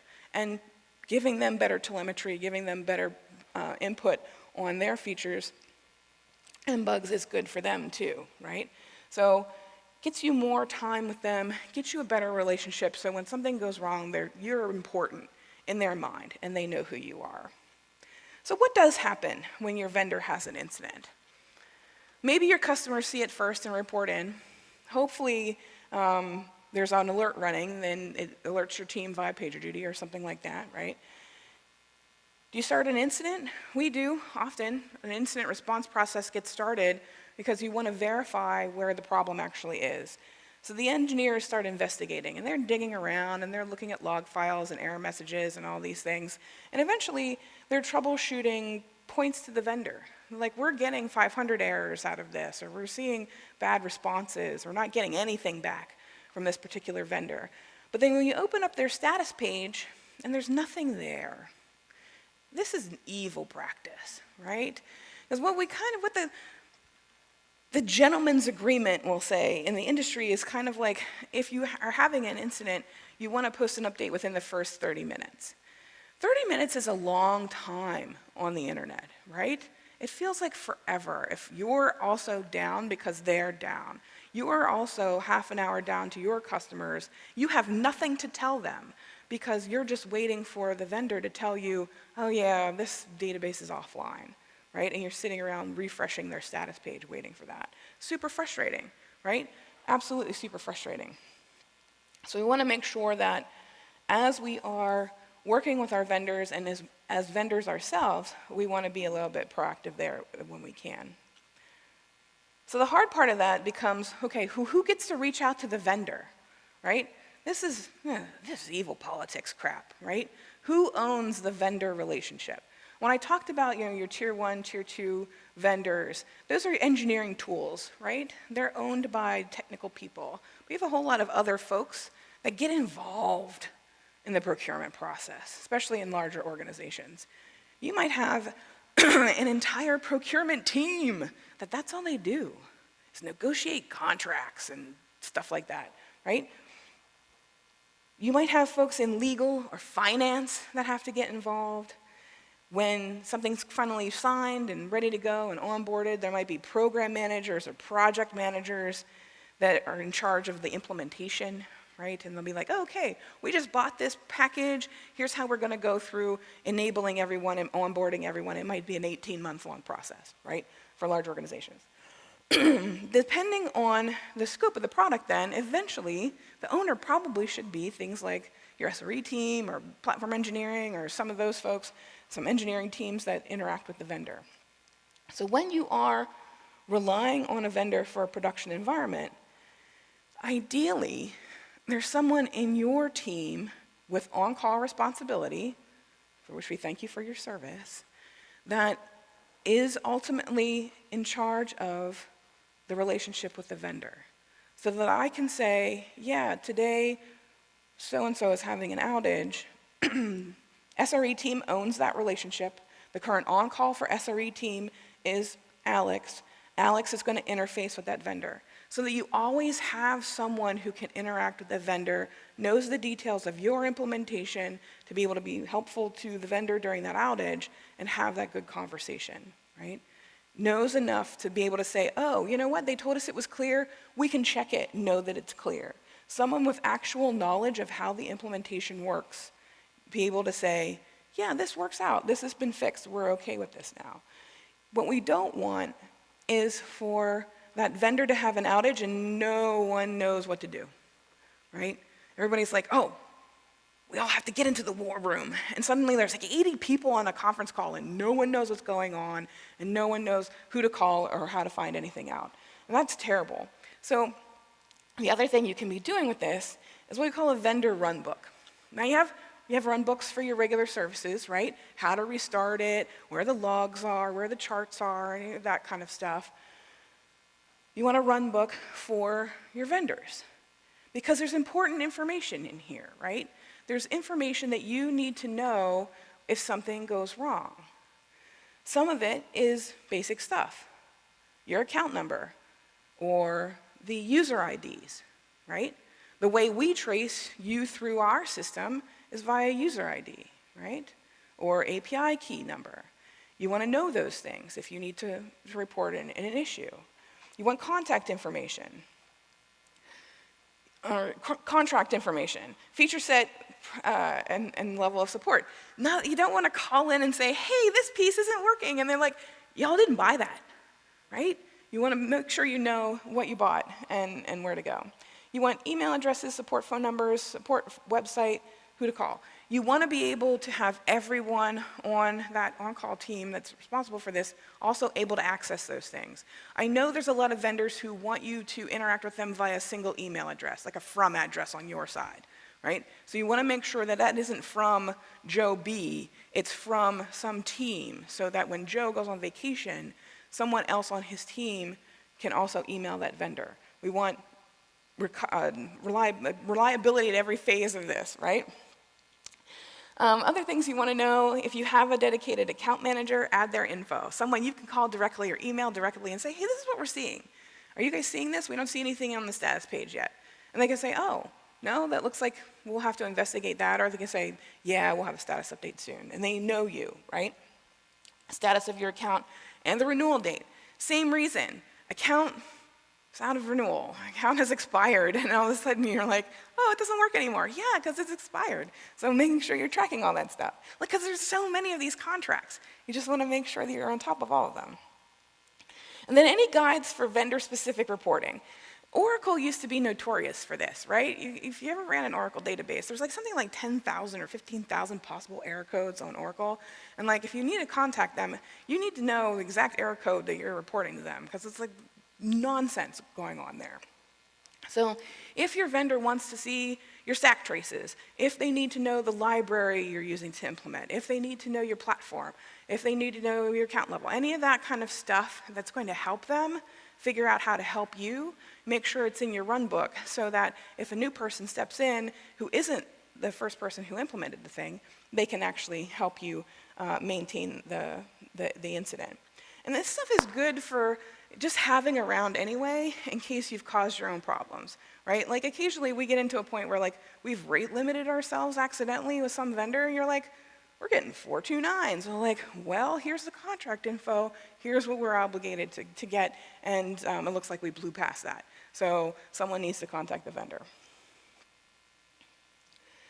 So then when you have an incident, what do? Do you contact them or do you wait? And this is a pretty good question to sit down and think about with your team. If it's a large incident, like it makes the news, and it makes the news for normies, right? Like non-technical people will see it in their news when something big happens. Like that CrowdStrike thing in July was major international news for the better part of a week, right? Impactful from that standpoint. Small subsets of incidents often don't. And like you're thinking about like a platform like Amazon or even in GitHub where there's like so many little cogs and wheels and things that might be used by different people. Some of that stuff flies under the radar. It doesn't really get messaged out all that well. You have to sort of figure out what you want to do there. You want to make contact with your account team though, right? Because that usually puts you on a first remediation or first contact list. So that when they're to the point where like, we think we've got this fixed, let's reach out to the customers, the VIP customers who have reached out to us, then they'll come back and contact you often. You'll be on that sort of first push list to be notified that things are remediated. They may actually call you back to say, hey, can you guys double check? We think we've fixed this. Can you take a look and make sure it looks fixed on your side, depending on what part of their product you're exercising yourself. So some of that can be super important. If you decide to wait it out, you don't have to have 80 people in a conference call waiting for that. You just appoint someone to keep an eye on the vendor status. Like we'll often start one of these in a major incident response, so we'll have a Zoom call going and we'll have a Slack channel, but once we determine like, oh hey, this is probably a problem on the vendor, then we'll step aside and somebody will take point on that for the next maybe 4 hours, and then it'll rotate to someone else, or maybe to the end of their workday, and then it'll slide to another team. Just so that there's someone who's keeping an eye on it, but it's not everybody keeping an eye on it, right? And like I mentioned earlier, if we have to go into change freeze for something, then someone probably from SRE or from the engineering leadership will be watching that and will let us all know when things are unfrozen, when things get fixed.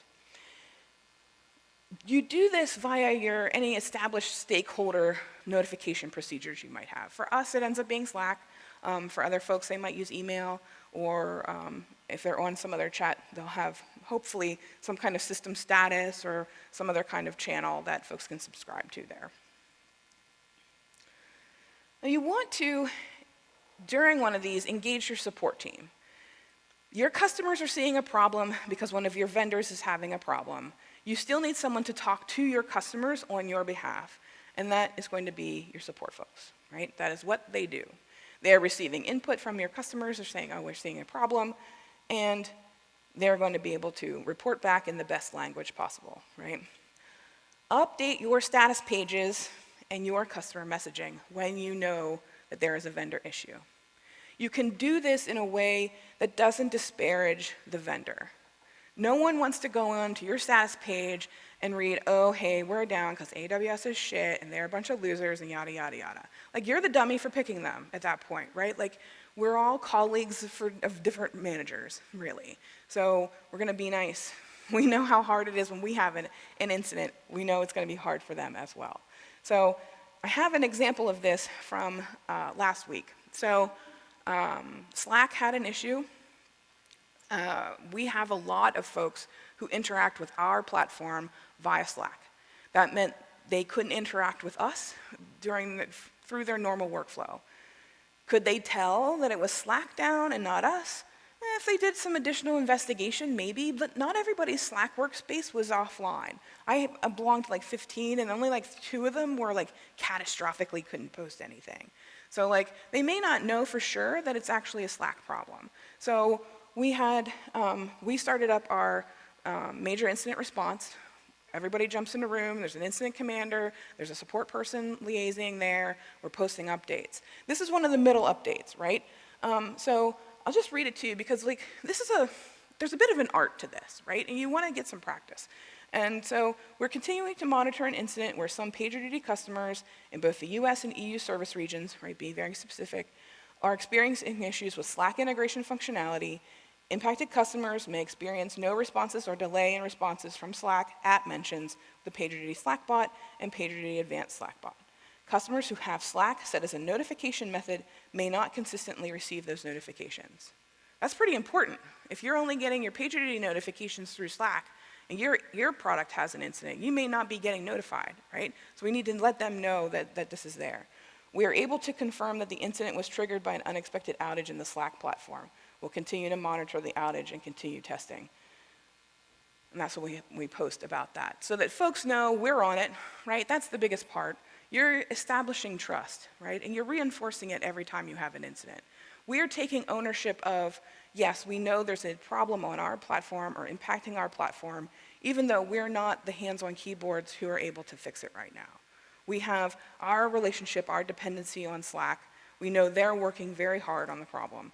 We've contacted them, we're talking to their folks on the back end, and we can let our customers know that yes, top people are on the issue. But in nowhere in here do we say anything negative about Slack or anything like that, right? It's very much a partnership between us, and we want to keep that in a good place. So after a vendor incident, we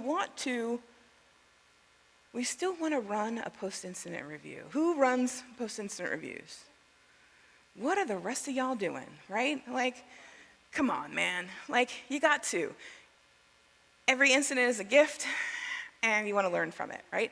Not necessarily because we don't want the exact same thing to happen again, because we don't, but there's philosophy there, but also because we want to learn how to get better at all of this, right? So we have an incident, our customers are impacted, right? Even though it wasn't our systems as the main cause of the issue, we run a post-incident review, whatever methodology you use for that.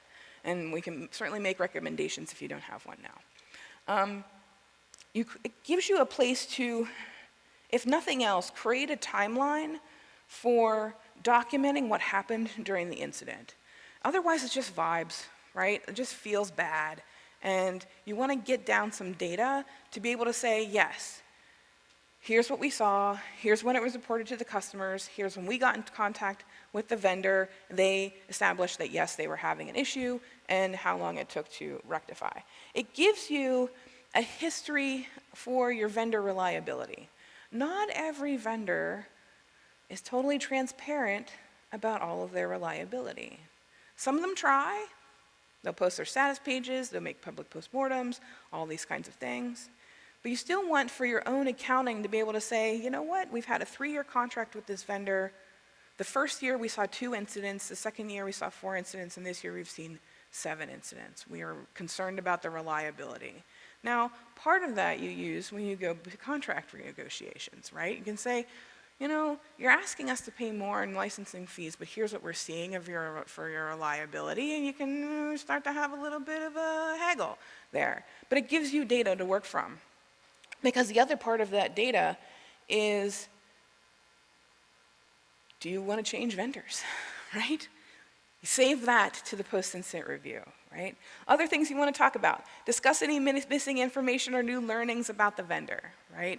If they have Maybe internally change the status of your contract, so like your database partitioning and things like that might be worth noting.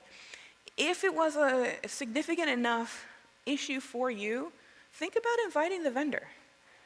Bring your TAM to your post-incident review so that they get a feel for, here's what we're seeing, here's how it was identified, here's how long it took the vendor to come back and say, yeah, we're having a problem. And that's sort of outside of our tolerance, right? They know that you're expecting different or better behavior out of them, and they hear it firsthand from you. Some of them will be really willing to do this. The TAMs definitely, if you're a big enough customer, they're gonna send maybe a CTO or field CTO or a services person or someone else to that meeting as well. Like depends on how much cabbage you're throwing their way. And then eventually, you have that discussion. Are you in a place where it's time to get a new vendor? Thinking about switching costs, thinking about renegotiating new contracts, thinking about winding off of the current vendor. Like some of that's a big undertaking, right? Especially if you're thinking about your infrastructure as code provider, your platform providers. That's a lot of work to make that change. So you don't want to make it in the heat of the moment, right? Not while they're down, right? Not while there's an issue. You wait until you talk through the post-incident review, you have all this history with this vendor, what's the good, what's the bad, what are the things that you're looking for, how have they been behaving, what's your relationship like, and then it's time to think about, is it time to look for a new vendor? For some vendors, there's lower stakes, right? It's easier to change certain things than others, but if you're really in an unhappy place with a vendor, like you want to come at the problem from a very analytical side. Really make that decision from a place of data and not vibes. Because honestly, we all know that these kinds of big outages are possible on every vendor. Right? The CrowdStrike thing was kind of weird in the way it gets played out, but SaaS vendors have issues all the time, right? Things flop around, it's the internet, right? Nothing's totally guaranteed. So there's a lot of potential issues there. So we don't want to go running around just changing vendors willy-nilly. That's a whole lot of work for your team. So, in summary, organize your vendors. Be very methodical about it, right? Make those lists for your own use, right? Document the relationship owners, the people who know what's going on with that vendor, how you're implementing against their stuff, how you're using it, what features you're using, how it all works. Create vendor runbooks so you have all that information in one place and it's available to everyone. You don't know when incidents will happen, right? Your subject matter expert could be on a beach in Fiji when they happen, so make sure everybody has access to the information. Keep in touch with your important vendors, and if you can afford it, buy up those support packages so that you have a relationship with them. They know who you are, they know how you're using their product, and they can give you the what's what when things are going bad. Make sure you're then keeping your customers informed just like you would if the issue was on your side, right? Be proactive about that. They may already know, but you want to be able to say, yes, we are impacted by this. And then run your post-incident reviews after all of your vendor incidents, just so you have data to work off of. So with that, if you'd like to learn more, we are PagerDuty at pagerduty.com, and we have an incident response guide at response.pagerduty.com, which is a version of our internal incident response training that we published a number of years ago. It's still available for anyone who wants to take a look at it. And then I had a discussion on our podcast last fall with Jeff Martins about this subject. And Jeff is, this is actually his subject. He's really into this, so it's worth a listen. He's pretty passionate about managing reliability in the face of being a consumer of lots of other pieces that you've just kind of put together. So super interesting there. And again, join us on the PagerDuty Commons. So if you're a PagerDuty customer, come hang out with us if you have questions. If you're not, you just want to hang out with us, we're cool people, you can join the Commons there. So I have plenty of time for questions for folks who want to skedaddle for game night, anything else. And I have some stickers and some Pagey pins here on the table you can have as well. So thanks for hanging out.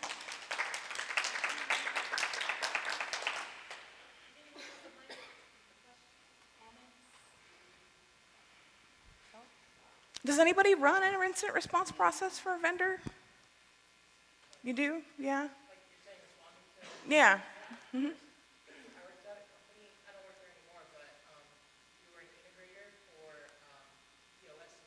Mm-hmm.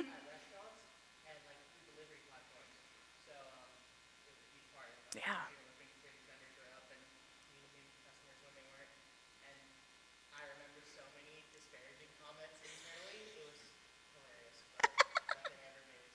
Excellent, excellent, excellent.